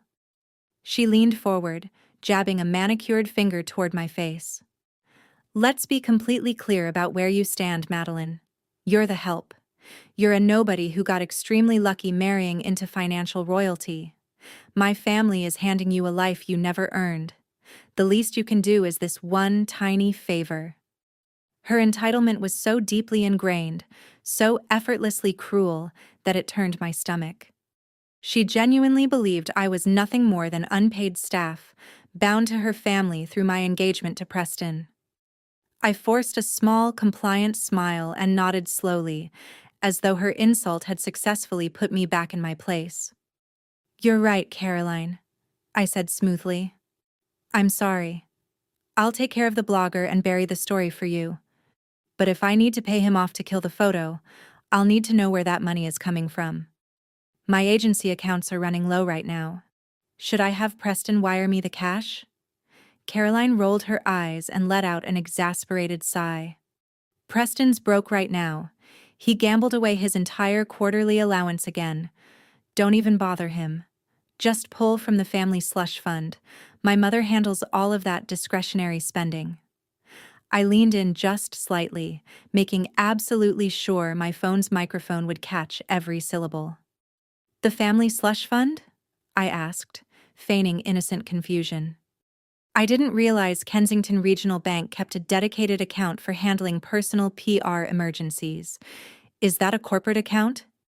Caroline scoffed loudly, utterly oblivious to the trap closing in around her. "Oh, please, Madeline. Don't be so naive. It's not a corporate account. It's some dead guy's private trust. My mother manages it. He died years ago and left it to some clueless relative. She's been treating it like our own personal, bottomless slush fund for the last 5 years, just to keep our lifestyle afloat while the bank handles its restructuring. Just send the blogger's invoice straight to her, and she'll authorize a fake management fee withdrawal from the trust to cover it. She does it literally every single week." My breath caught in my throat. I couldn't believe she had just handed me the exact weapon I needed, wrapped up and delivered without the slightest resistance. Her arrogance had blinded her completely to the danger she was now in. "Thank you, Caroline," I said, my voice steady and cold. "I'll get started on this right away." She stood, sliding her sunglasses back on. "See? I knew you'd come in handy eventually." She smirked and swept out of my office. The instant the glass door clicked shut behind her, I reached for my phone and stopped the recording. I stared down at the audio file glowing on my screen. Caroline had just confessed, in explicit detail, to years of systematic embezzlement from my inheritance, and she'd done it on tape.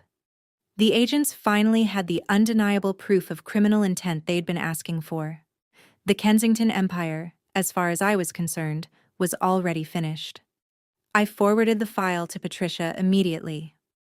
Within the hour, Agent Reynolds confirmed that a federal judge had officially signed the warrants. The trap was set. All that remained was to attend the rehearsal dinner and let the Kensington family bury themselves in front of everyone who mattered to them. The following evening, I stepped into the grand ballroom of the Grand Regent Hotel.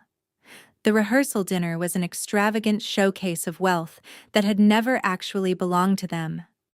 Towering floral arrangements filled the five-star venue, and crystal chandeliers cast a warm glow over 150 powerful, well-connected guests. Beatrice had invited the entire bank board along with a handful of local politicians. A carefully staged performance designed to project rock-solid financial stability just before the auditors were set to arrive. Preston stood near the ice sculpture, champagne in hand, laughing loudly with a state senator, radiating a confidence that made my skin crawl. He genuinely believed his gambling debts had already been quietly absorbed by my apartment's mortgage, and that our marriage would wash away every one of his sins for good. The moment he spotted me, he crossed the room and settled a possessive hand against the small of my back, playing the devoted fiancé with practiced ease, kissing my cheek, and parading me around like a newly acquired asset. Beatrice held court at the head table in a stunning silver gown that likely cost more than my entire college education. She looked utterly triumphant, convinced she had successfully crushed my spirit and locked her illegal slush fund away for good. Across the crowded room, I caught Jamal's eye. He stood quietly near the bar, sipping club soda, and gave me a single, barely perceptible nod. That was the signal. The federal agents were already in position just outside the building, waiting on my cue. As the first course was served, I quietly excused myself from the table and made my way through the sea of designer gowns and tailored tuxedos, down the long marble hallway toward the ladies' restroom. I pushed through the heavy wooden doors and stood before the gilded mirrors, taking a slow breath to steady my racing heartbeat. I smoothed the fabric of my dress, preparing myself for the confrontation I knew was about to erupt. Before I could even reach for the gold faucet, the restroom door swung open with a violent thud. Beatrice stepped inside, her silver gown catching the vanity lights, but her face had been stripped entirely of its usual maternal warmth. She reached back and threw the heavy brass lock, sealing the two of us inside the empty marble room, then crossed toward me with sharp, echoing footsteps. She didn't offer a single word of greeting. Instead, she reached into her clutch and pulled out a thick, folded stack of legal papers, the final, binding prenuptial agreement, complete with the severability clause I'd requested, and a liability waiver that would permanently merge my trust fund into her family's assets. She slammed the documents onto the marble counter beside my hand, then pulled a heavy gold pen from her purse and set it deliberately on top of the crisp white pages. "We are done playing these exhausting little games, Madeline," she hissed, her voice dropping to a low, venomous whisper. "The board is sitting out there right now, and the quarter closes tonight. You're going to sign this contract right here, right now." I glanced at the documents, then back up at her powdered, immaculate face, keeping my posture deliberately relaxed. I refused to give her the satisfaction of seeing even a flicker of fear. "I thought we agreed to sign the final version tomorrow morning, before the ceremony, Beatrice," I said, keeping my tone soft and curious. She took a threatening step forward, closing the last of the distance between us, cornering me against the sink. Her eyes had gone dark and merciless. "I don't care what we agreed to, you arrogant little brat," she snarled, her composure finally cracking. "You've stalled me for the very last time. Sign it now, or you don't walk out of this bathroom." I looked down at the heavy gold pen resting on the contract. The sheer desperation in her voice confirmed everything I needed to know. She was an animal, cornered by a trap of her own construction. I reached out slowly and picked up the pen. The cold metal felt unexpectedly heavy in my fingers. Beatrice exhaled sharply in relief, certain she had finally broken me into submission. But I didn't sign. I looked up at her and let a slow, freezing smile spread across my face. "I'd prefer to sign it in front of our guests," I said, my voice carrying an eerie, absolute calm. A beautiful show of unity. I walked back down the marble hallway, spine straight, chin lifted. The cold dread that had gripped me for the past month had vanished entirely, replaced by a sharp, burning current of adrenaline. Stepping back into the ballroom, the noise and clinking crystal washed over me like a wave. I returned to my seat beside Preston, who smiled his oily, self-satisfied smile and rested a hand over mine. "You look beautiful, Maddie," he murmured, entirely oblivious to the trap tightening around him. A moment later, Beatrice emerged from the hallway, her earlier panic now expertly buried beneath a flawless mask of high society poise. She glided to the head table, the thick legal document pressed tightly against her side, picked up a silver spoon, and tapped it lightly against her champagne flute. The bright, ringing note cut cleanly through the soft jazz. The room of 150 guests fell instantly silent. Beatrice smiled warmly, wiping a completely manufactured tear from the corner of her eye. "Thank you all for being here tonight," she began, her voice echoing through the ballroom speakers. "We're here to celebrate the union of my son Preston and his beautiful bride, Madeline. As many of you know, Madeline had a very difficult start in life. She grew up without the love and support of a real family. She came to us with nothing but a dream and a small, struggling business. But we didn't look at her pedigree. We looked at her heart. We are so proud to open our arms and welcome this resilient young woman into our family's legacy. It's a true, modern fairy tale." The crowd murmured in sickly sweet approval. A few socialites even dabbed at their eyes, overwhelmed by the sheer manufactured generosity on display. It was a masterful performance, Beatrice publicly painting herself as a benevolent savior while actively plotting to strip me of everything I owned. She turned toward me, extending a manicured hand. "Madeline, dear, please come up here," she said, her voice dripping with false affection. I rose and joined her at the podium. She set the heavy prenuptial agreement on the wooden stand in front of the microphone and held up the gold pen for the entire room to see, making sure the board members had a clear line of sight. "In today's complicated world, love has to be built on absolute transparency and trust," Beatrice announced to the captivated crowd. "To prove her intentions, and to show everyone here that she's marrying my son for love and not for our family's wealth, Madeline has graciously offered to sign her prenuptial agreement right here, in front of all of you." The room erupted into polite, enthusiastic applause. Preston stood, clapping the loudest of anyone, looking every bit the proud, generous prince, and crossed to stand on my other side, effectively boxing me in.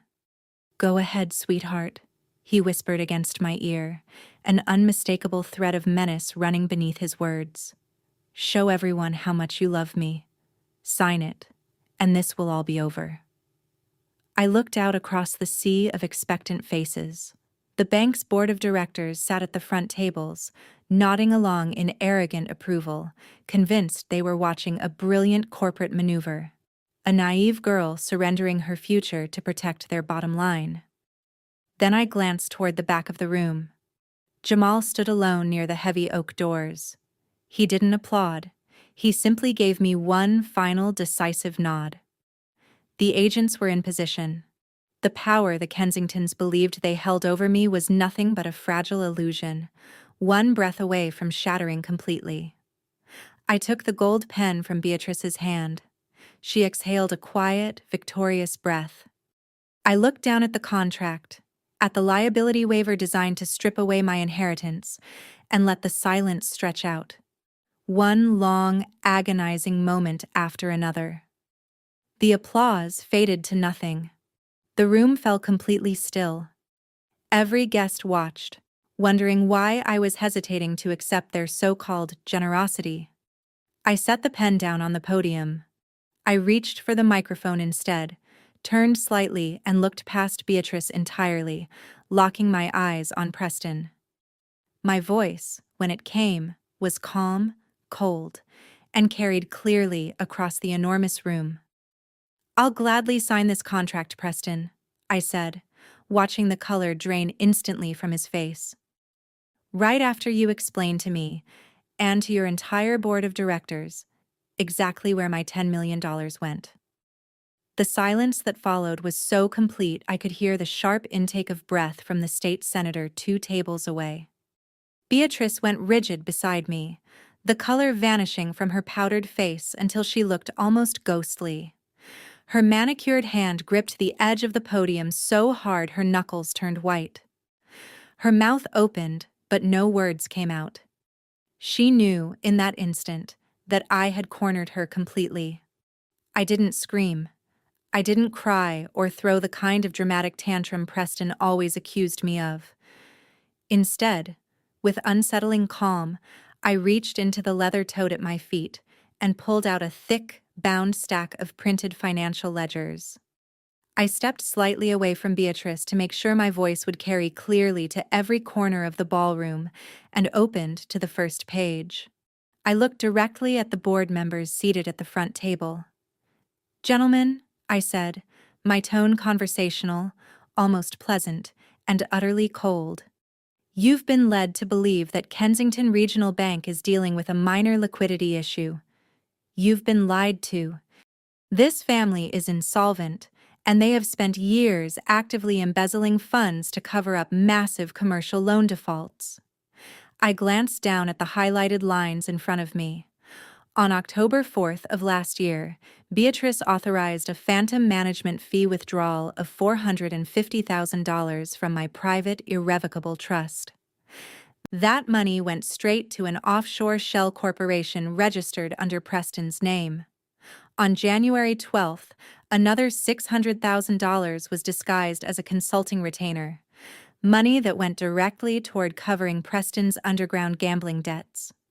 The ballroom erupted into a chaotic mix of gasps and frantic whispers.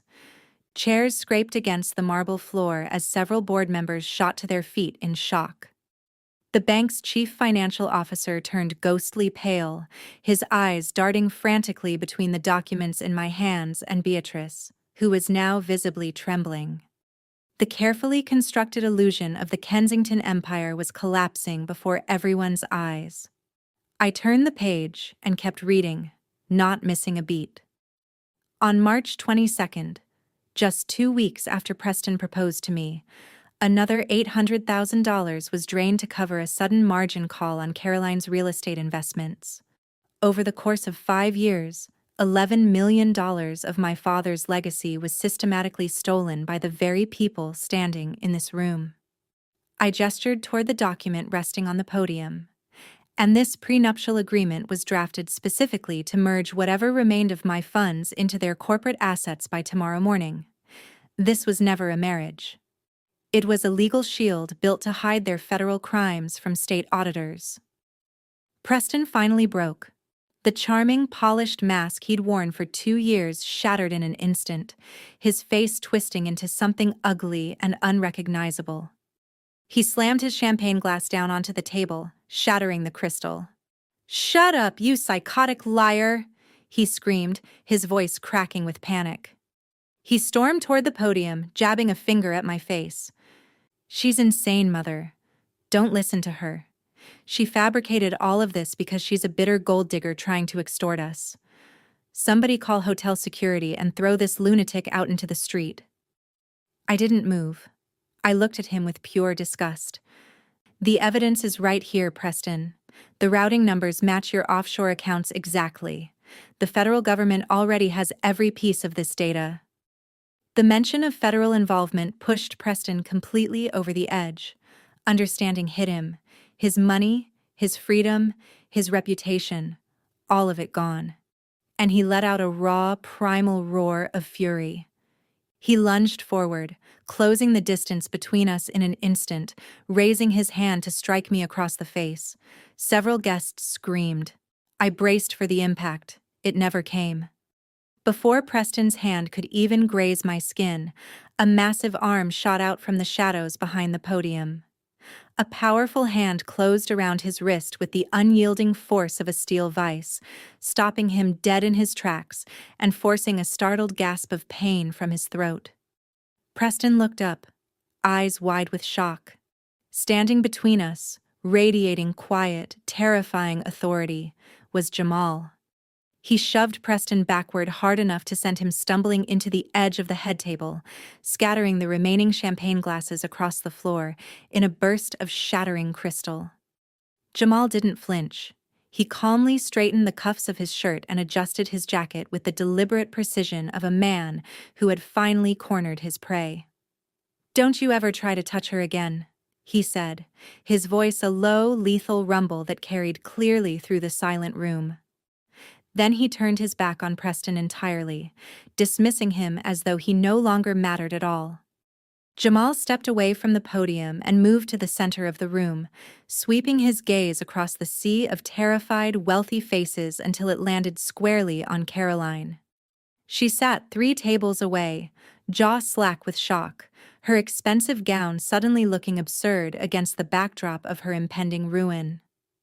"And while we're on the subject of fraudulent contracts," Jamal announced, his voice crisp, commanding, filling the entire space, "I have an announcement of my own concerning this family. As of 3 o'clock this afternoon, I officially filed for divorce from Caroline Kensington." Caroline let out a dramatic gasp, one hand flying to her chest. "Jamal, have you lost your mind?" she shrieked, her voice slicing through the still-playing jazz. "You can't divorce me. You have nothing without my family. You're living in a house my mother paid for." Jamal offered her a slow, chilling smile. "That's exactly where you're wrong, Caroline. I have everything.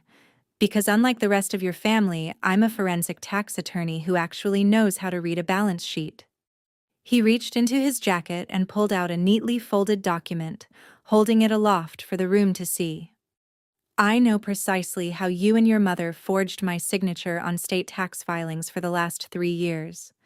I know exactly how you intended to hang me out to dry the moment federal auditors came knocking. You thought I was the quiet, easily manipulated husband you could discard whenever it suited you." Caroline's face flushed an ugly red. She shot to her feet, knocking her chair backward. "You're lying!" she screamed, pointing a trembling finger at him. "Mother, tell them he's lying. He's just a bitter gold digger trying to steal my money." "You don't have any money, Caroline," Jamal shot back, his voice slicing through her hysterics like a blade. "The cars, the jewelry, the Hamptons estate, all of it purchased with stolen funds. And because I understand exactly how the law works, I secured full federal immunity yesterday morning. I've already handed over every one of your mother's fraudulent ledgers to the Securities and Exchange Commission, along with the digital metadata proving the forgery. Your accounts are frozen. Your cards will decline by midnight. You're left with absolutely nothing." The reality of it hit Caroline like a physical blow. Her knees buckled, and she collapsed back into her chair, sobbing in loud, hysterical waves that echoed pitifully through the ballroom. The golden child had finally shattered, confronted for the first time with the end of a lifetime of unearned privilege. Beatrice finally snapped out of her frozen shock, and the flawless matriarch unraveled entirely, transforming into something feral and cornered. Her chest heaved as she struggled to breathe, her eyes darting across the room toward the board members already pulling out their phones to call their own defense attorneys. "Security!" she screamed, her voice cracking with desperation. "Get hotel security in here right now." She jabbed a shaking finger at Jamal and me. "These people are insane. They're trespassing. Throw them out into the street. Arrest them for slander. I want them removed immediately." She slammed her palm against the table hard enough to rattle the remaining silverware. "I am Beatrice Kensington!" she roared, as if sheer volume alone could force the room back into submission. I own this town. I will ruin anyone who listens to these disgusting lies. At that exact moment, the heavy mahogany doors at the back of the ballroom swung open with a resounding crash. Beatrice let out a sharp, victorious laugh, certain her influence had finally summoned hotel security to save her. See? She spat, glaring at me with pure venom. You're finished, Madeline. But it wasn't hotel staff standing in the doorway. The men filing into the room wore no black uniforms. They wore dark suits, rigid tactical vests, and navy windbreakers with bold yellow letters stamped across their chests. FBI. At least a dozen federal agents flooded into the ballroom, their boots striking the marble floor in unison, drowning out the last remnants of the jazz band, which sputtered to an abrupt halt. The imposing presence of the FBI instantly shattered whatever fragile illusion of elegance remained.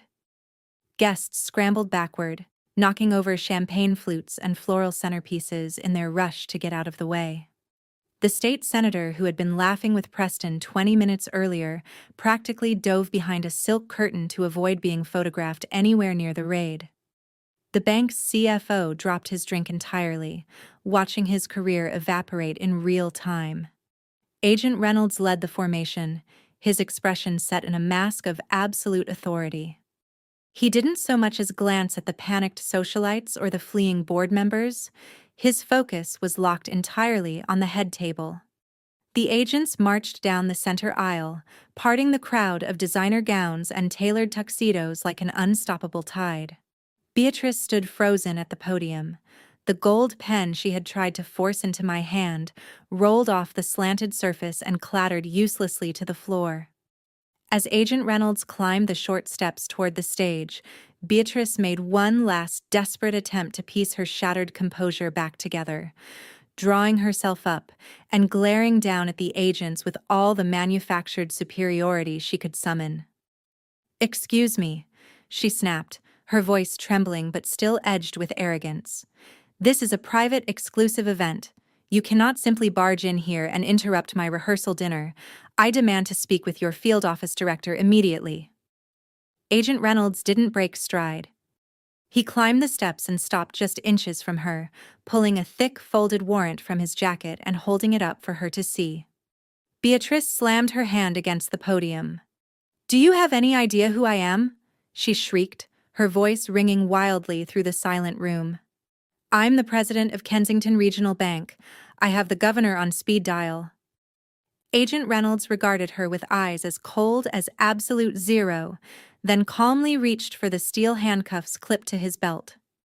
"Yes, ma'am, I know exactly who you are," he replied, his voice steady and utterly without sympathy. "You're under arrest for wire fraud, embezzlement, and serious violations of the Federal Banking Act. Turn around and place your hands behind your back." Beatrice gasped and stumbled backward, colliding hard with the buffet table behind her. A silver serving tray crashed to the floor, sending expensive hors d'oeuvres scattering everywhere. Two female agents stepped forward at once, seizing her arms and pulling them firmly behind her back. The sharp click of the handcuffs locking into place echoed through the microphone, which had never been switched off. The humiliation of the moment was absolute, and the sound seemed to seal the total collapse of the Kensington Empire. Across the room, Caroline sobbed hysterically as another team of agents read her the Miranda warning regarding the forged tax filings. Board members were already sprinting toward the emergency exits, phones pressed to their ears as they scrambled to reach their own criminal defense attorneys. Preston watched his mother being dragged away in handcuffs, and the arrogant confidence he'd worn his entire life finally evaporated for good. There was no trust fund left to steal, no army of corporate lawyers waiting to save him, only the harsh reality of a lengthy federal prison sentence bearing down on him. His legs gave out entirely, and he dropped to his knees in front of me, tearing the fabric of his custom tuxedo pants. He reached out with trembling hands and grabbed the hem of my dress. "Maddie, please," he sobbed, tears streaking down his perfectly moisturized face. "You have to stop them. Tell them it was all a misunderstanding. I swear I didn't know what my mother was doing. I really do love you, Maddie. You're the only good thing in my life. Please, save me." I looked down at the broken man kneeling at my feet, the same man who had planned to leave me penniless just to cover his gambling debts, and felt absolutely nothing. I gently pulled the fabric of my dress out of his grip and stepped past his trembling body, pausing just long enough to look down at him one final time. "Enjoy your new prenup with the federal government," I whispered. I turned and walked away, leaving him sobbing on the marble floor, out through the heavy oak doors and into the cool night air. For the first time in over a year, I felt like I could breathe freely. The heavy, suffocating weight of the Kensington family was finally, permanently gone. The next morning, I woke up in my modest apartment, sunlight streaming through the blinds. I poured myself a cup of coffee, wandered into the living room, and turned on the financial news. A bright red breaking news banner scrolled across the bottom of the screen, announcing the complete federal seizure of Kensington Regional Bank.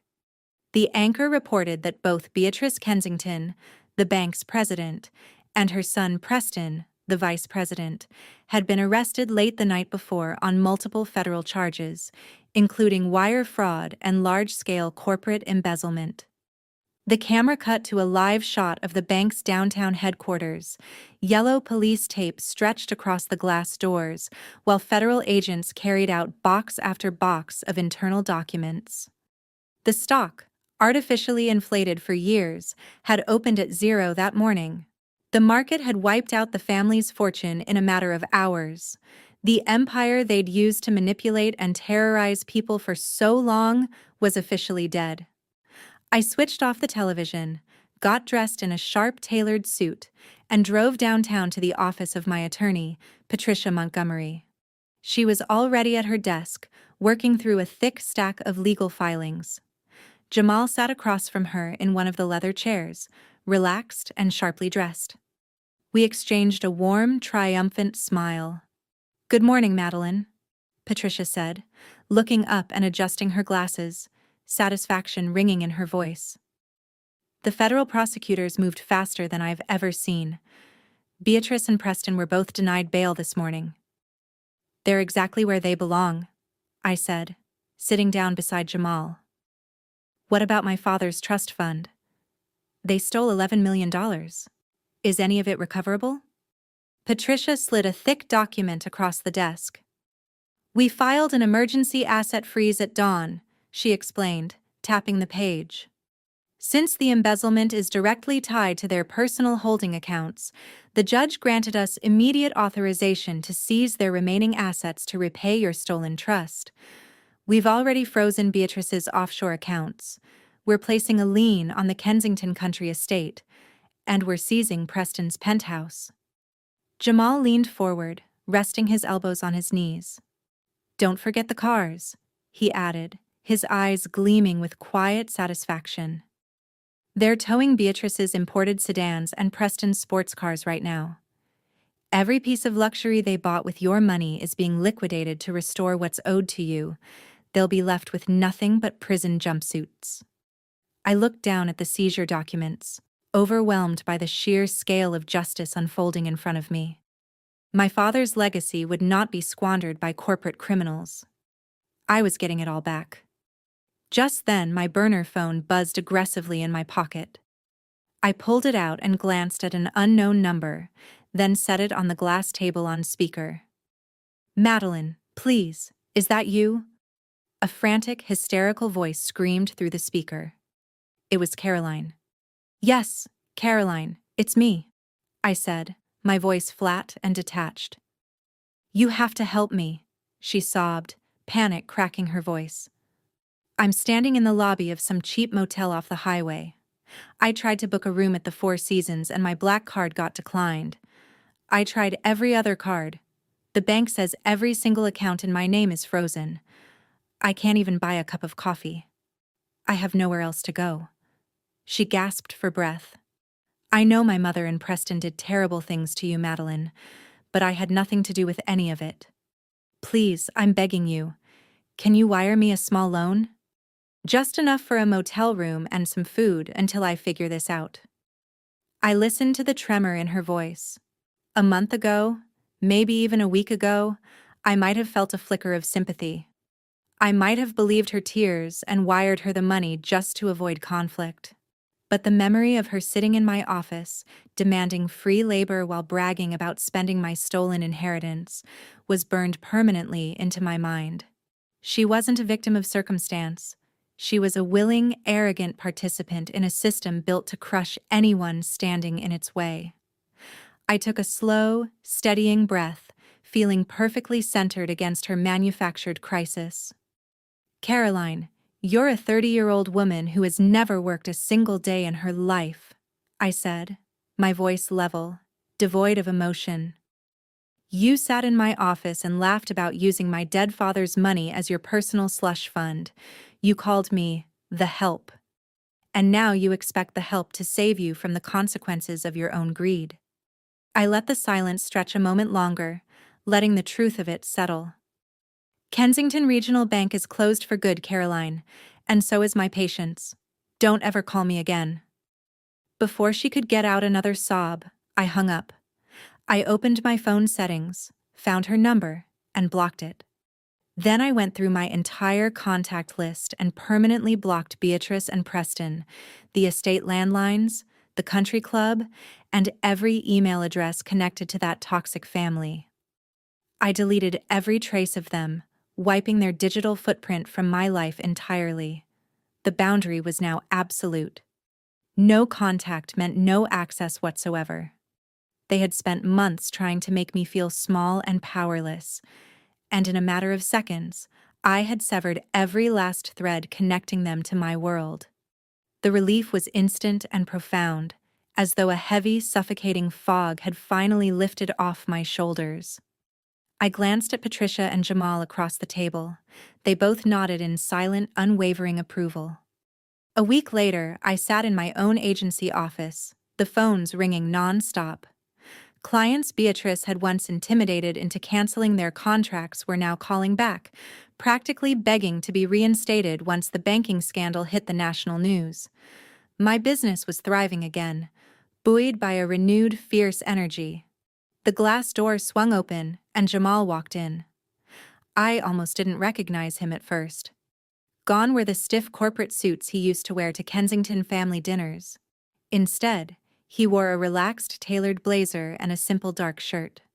But the biggest change was in his posture. He looked years younger. The tense, guarded expression he always carried around Caroline had vanished completely, replaced by the easy stride of a man finally free of a toxic environment. He crossed to my desk carrying 2 cups of expensive coffee, handed me one, and settled into the guest chair. I hear your agency is picking up some serious new accounts, he said, smiling. I took a sip and nodded. The trash took itself out, Jamal. Business is better than it's ever been. He raised his cup slightly and I tapped mine against it. To outsmarting the elite, he said, his voice full of genuine satisfaction. They thought we were disposable. They thought they could use us to shield their own corruption. They underestimated us, because their arrogance blinded them. I smiled back, feeling a deep well of mutual respect. We survived because we refused to play their rigged game, I said. We built our own instead. Jamal set his coffee down and opened his briefcase, his expression shifting from relaxed to strictly professional. He pulled out a document bound in heavy blue paper. Patricia asked me to drop this off on my way to the courthouse, he explained, sliding it across the desk. The federal judge finalized the asset liquidation rulings this morning. I looked down at the official seal. Jamal tapped the front page, his smile widening. The judge ordered the full restoration of your $12 million trust fund, Madeline, and because of the severity of the fiduciary breach and the emotional distress they deliberately caused you, he didn't stop there. He also awarded you substantial punitive damages. I stared at the paper, feeling the full weight of those words settle over me. Punitive damages meant the court had formally recognized the malicious intent behind their actions, that they had knowingly and deliberately tried to destroy my life for their own gain. We had won the battle, but the war wasn't officially over until the criminal sentencing concluded. The federal justice system moves at its own deliberate pace, and the next 6 months passed in a blur of depositions, asset seizures, and the intense work of rebuilding my agency. The weather turned cold, autumn settling in crisp and clear by the time the final court date finally arrived. It was a brisk Tuesday morning when Jamal and I climbed the wide concrete steps of the downtown federal courthouse, its imposing granite facade a quiet testament to the absolute power of the law. We passed through security and rode the crowded elevator up to the 4th floor. The courtroom gallery was already packed shoulder to shoulder with journalists, ruined bank investors, and former country club members, all eager to witness the spectacular fall of the town's corporate royalty. Jamal and I found seats in the 2nd row, just behind the wooden barrier separating the gallery from the defense tables. The air in the room was thick with anticipation. The side doors clicked open, and a hush fell over the crowd. 2 armed federal marshals led the defendants inside. My breath caught slightly as I watched Beatrice and Preston shuffle in. The transformation was staggering. The wealthy, arrogant socialites who had once terrorized me were completely unrecognizable. Gone were the designer gowns, the diamond bracelets, the tailored silk suits, replaced with identical bright orange jumpsuits. Heavy steel chains bound their wrists and ankles, clinking with every step across the carpet. Beatrice looked frail, entirely stripped of her manufactured social power, her hair graying at the roots, her face lined with exhaustion and defeat. Preston walked with his head bowed, unable to meet the eyes of the crowd. They sank into their seats at the defense table, looking almost impossibly small beneath the harsh fluorescent lights. The federal judge, a stern woman with decades on the bench, banged her gavel, demanding silence, and regarded the Kensington family with open judicial disgust. For the next 20 minutes, she detailed the full scope of their financial crimes, the $11 million systematically embezzled from a deceased man's estate, and the audacity of weaponizing a marriage contract to legally shield a massive corporate felony. "Beatrice Kensington and Preston Kensington," the judge announced, her voice ringing with finality. "You used your immense privilege and your financial institution not to build a community, but to prey upon an orphaned woman. Your actions demonstrate a breathtaking level of greed and a total absence of basic human decency. On the charges of wire fraud, corporate embezzlement, and severe breach of fiduciary duty, I am sentencing both of you to a maximum term of 15 years in a federal penitentiary. Furthermore, given the predatory nature of your crimes, this sentence will be served without the possibility of parole." A collective gasp of shock and satisfaction rippled through the crowded gallery. 15 years without parole meant their lives, as they'd known them, were permanently finished. They would lose their entire prime behind concrete walls. Preston buried his face in his chained hands, shoulders shaking violently as he broke into loud, pathetic sobs. Beatrice, though, didn't cry. As the marshals stepped forward to take her arms and lead her away to begin serving her sentence, she slowly turned her head, searching the gallery until her eyes locked onto mine. For one brief moment, I saw the shattered woman hiding beneath the corporate predator, wide-eyed, terrified, silently hoping for some flicker of pity, or perhaps the submissive forgiveness she had always demanded of me. I gave her nothing. No smile, no gloating. I kept my posture straight and my expression perfectly cold, holding her gaze until I offered one small, definitive nod, acknowledging my absolute victory.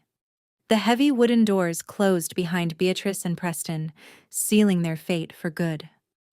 I exhaled a breath I felt like I'd been holding for 2 entire years. The Kensington nightmare was finally, truly over. Exactly 1 year later, I stood on the balcony of a sprawling downtown penthouse event space, looking out over the glittering city skyline. I was no longer the exhausted woman fighting to keep a struggling agency alive out of a cramped apartment. The federal court had transferred every cent of my father's $12 million trust fund back into my name, along with a substantial settlement from the liquidation of the Kensington estate. But I hadn't taken the money and disappeared. I'd used it as a foundation. My small agency had grown into a towering corporate powerhouse, now occupying 3 full floors of a pristine glass high-rise in the heart of the financial district. My mission, though, had changed entirely. I reshaped the entire business model around championing women entrepreneurs, offering cutting-edge marketing, subsidized legal counsel, and comprehensive financial literacy programs for female founders. I made it my life's mission to ensure no woman would ever again be isolated, intimidated, or financially manipulated by predatory corporate bullies. We taught them how to read complicated ledgers, how to spot toxic contracts before they signed them, and how to build their own unshakable financial independence. Tonight was the inaugural charity gala for our new foundation. Unlike the suffocating artificial gatherings Beatrice used to host at her exclusive country club, this room was filled with genuine joy and authentic power. No hidden agendas, no whispered insults dressed up as polite conversation. The ballroom buzzed with the energy of hundreds of brilliant, self-made women networking and lifting each other up, while waiters circulated silver trays of champagne and a lively jazz band played in the corner. I wore a stunning deep emerald gown, purchased entirely with my own hard-earned money, feeling completely radiant and in full command of my own future. A familiar, reassuring presence stepped up beside me at the balcony railing. Jamal handed me a glass of sparkling water and offered a warm, easy smile.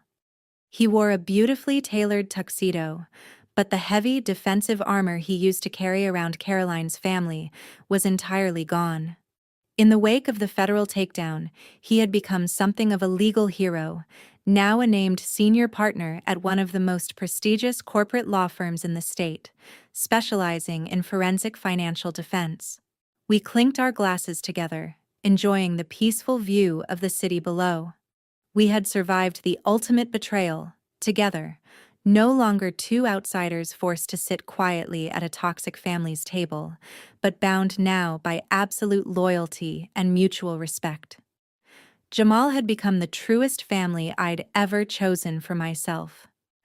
I leaned against the cool glass railing and looked back into the beautifully lit ballroom, watching a young tech founder pitch her startup eagerly to a room full of female angel investors, listening to the genuine laughter rolling over the music.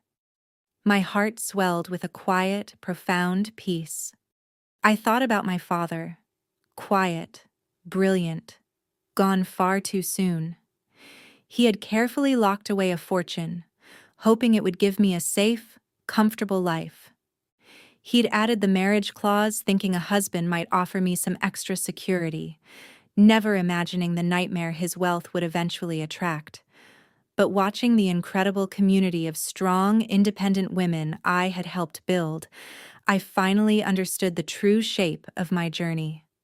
The trust fund he'd left behind had, in the end, done exactly what he always intended. Not by making my life easy or handing me over to a wealthy family, but by forcing me into the fire. It had pushed me to discover my own strength, to burn a corrupt empire to the ground, and to forge myself into a woman who would never again need a savior. I turned from the balcony and stepped back into the warmth of the ballroom. Jamal gave my shoulder a reassuring squeeze before drifting back into the crowd to greet a group of excited investors. I wandered slowly through the room, absorbing the vibrant energy of the life I had built. Watching these incredible women network and share their ambitions, I couldn't help but reflect on the twisted family dynamic that had nearly destroyed me. The Kensington family had operated on a viciously simple psychological structure. They required a golden child and a scapegoat to function. Caroline and Preston were the golden children, shielded from every consequence, endlessly rewarded for their cruelty, and taught that the world was simply an endless bank account waiting on their command. But that golden pedestal was made entirely of glass. The moment the federal hammer came down, their complete lack of resilience shattered them instantly. They had no idea how to survive in a reality where money couldn't simply buy their way out of accountability. And then, there was me. I had been pulled into their toxic fold specifically to serve as the scapegoat. They looked at my modest background, my lack of a living family, and saw the perfect disposable shield. They genuinely believed that because I hadn't grown up wealthy, I'd be desperately grateful for a seat at their table, too grateful to ever question what was actually being served. They expected me to smile quietly through their federal crimes for the sake of the country club cameras and walk willingly into financial ruin. They weaponized my longing for a family against me, believing an expensive bouquet and a cheap polyester wedding dress would be enough to keep me distracted while they drained my inheritance dry. But that's the fatal flaw predators always share. They mistake calm for stupidity. They mistake kindness for weakness. And they mistake silence for submission. If there's one truth I could pass along to every woman in that room, and to anyone who has ever felt trapped inside a toxic dynamic, it's this. Your real power never lies in the man you marry or the prestigious family name you're invited to take on. Your unbreakable power lies in your own financial independence. When someone else controls your bank account, they control your reality, your choices, your voice, your freedom to walk away. The exact moment Beatrice told me not to worry, my pretty head about high finance was the exact moment I knew I had to go find those hidden ledgers. Society conditions women to overlook the quiet red flags in the name of a fairy tale romance. We're taught to stay accommodating when a partner isolates us from our friends, when they rush the relationship forward too fast, or when their family repeatedly tramples our boundaries. We're told to keep the peace. I'm telling you to start a war instead. Don't ignore the red flags. Lean into them. Dig beneath the surface until you find the truth underneath. Real partnership never requires you to sign away your legal rights in a locked marble bathroom, and it certainly never demands that you quietly finance a failing empire. Secure your own money, and you secure your own leverage, the power to stand up and walk away from any table where respect and honesty are no longer being served. The charity gala eventually wound down in a warm chorus of laughter and exchanged business cards. The jazz band played its final upbeat set, and the guests slowly filtered out into the crisp night air, carrying new alliances and genuine hope with them. I stayed behind until the massive event space emptied out completely, thanked the catering staff for their flawless work, and took the private elevator down to the executive floor where my agency's offices were located. I walked down the quiet, carpeted hallway and unlocked the heavy glass doors of my personal office. The room sat dark except for the golden glow of the city's skyline pouring in through the floor-to-ceiling windows. I crossed to my desk, perfectly organized, holding only a laptop, a notepad, and a small framed photograph of my late father. I picked up the silver frame and smiled, tracing the edge with my thumb. We had finally won. His legacy was safe, and it was actively changing the world for the better. I set the photo back down, tucked my laptop into my briefcase, and snapped the brass clasps shut. Slipping into my wool coat, I walked slowly toward the door and paused at the threshold, my hand resting on the silver light switch, looking back at the sprawling office I had built entirely out of the ashes of their deceit.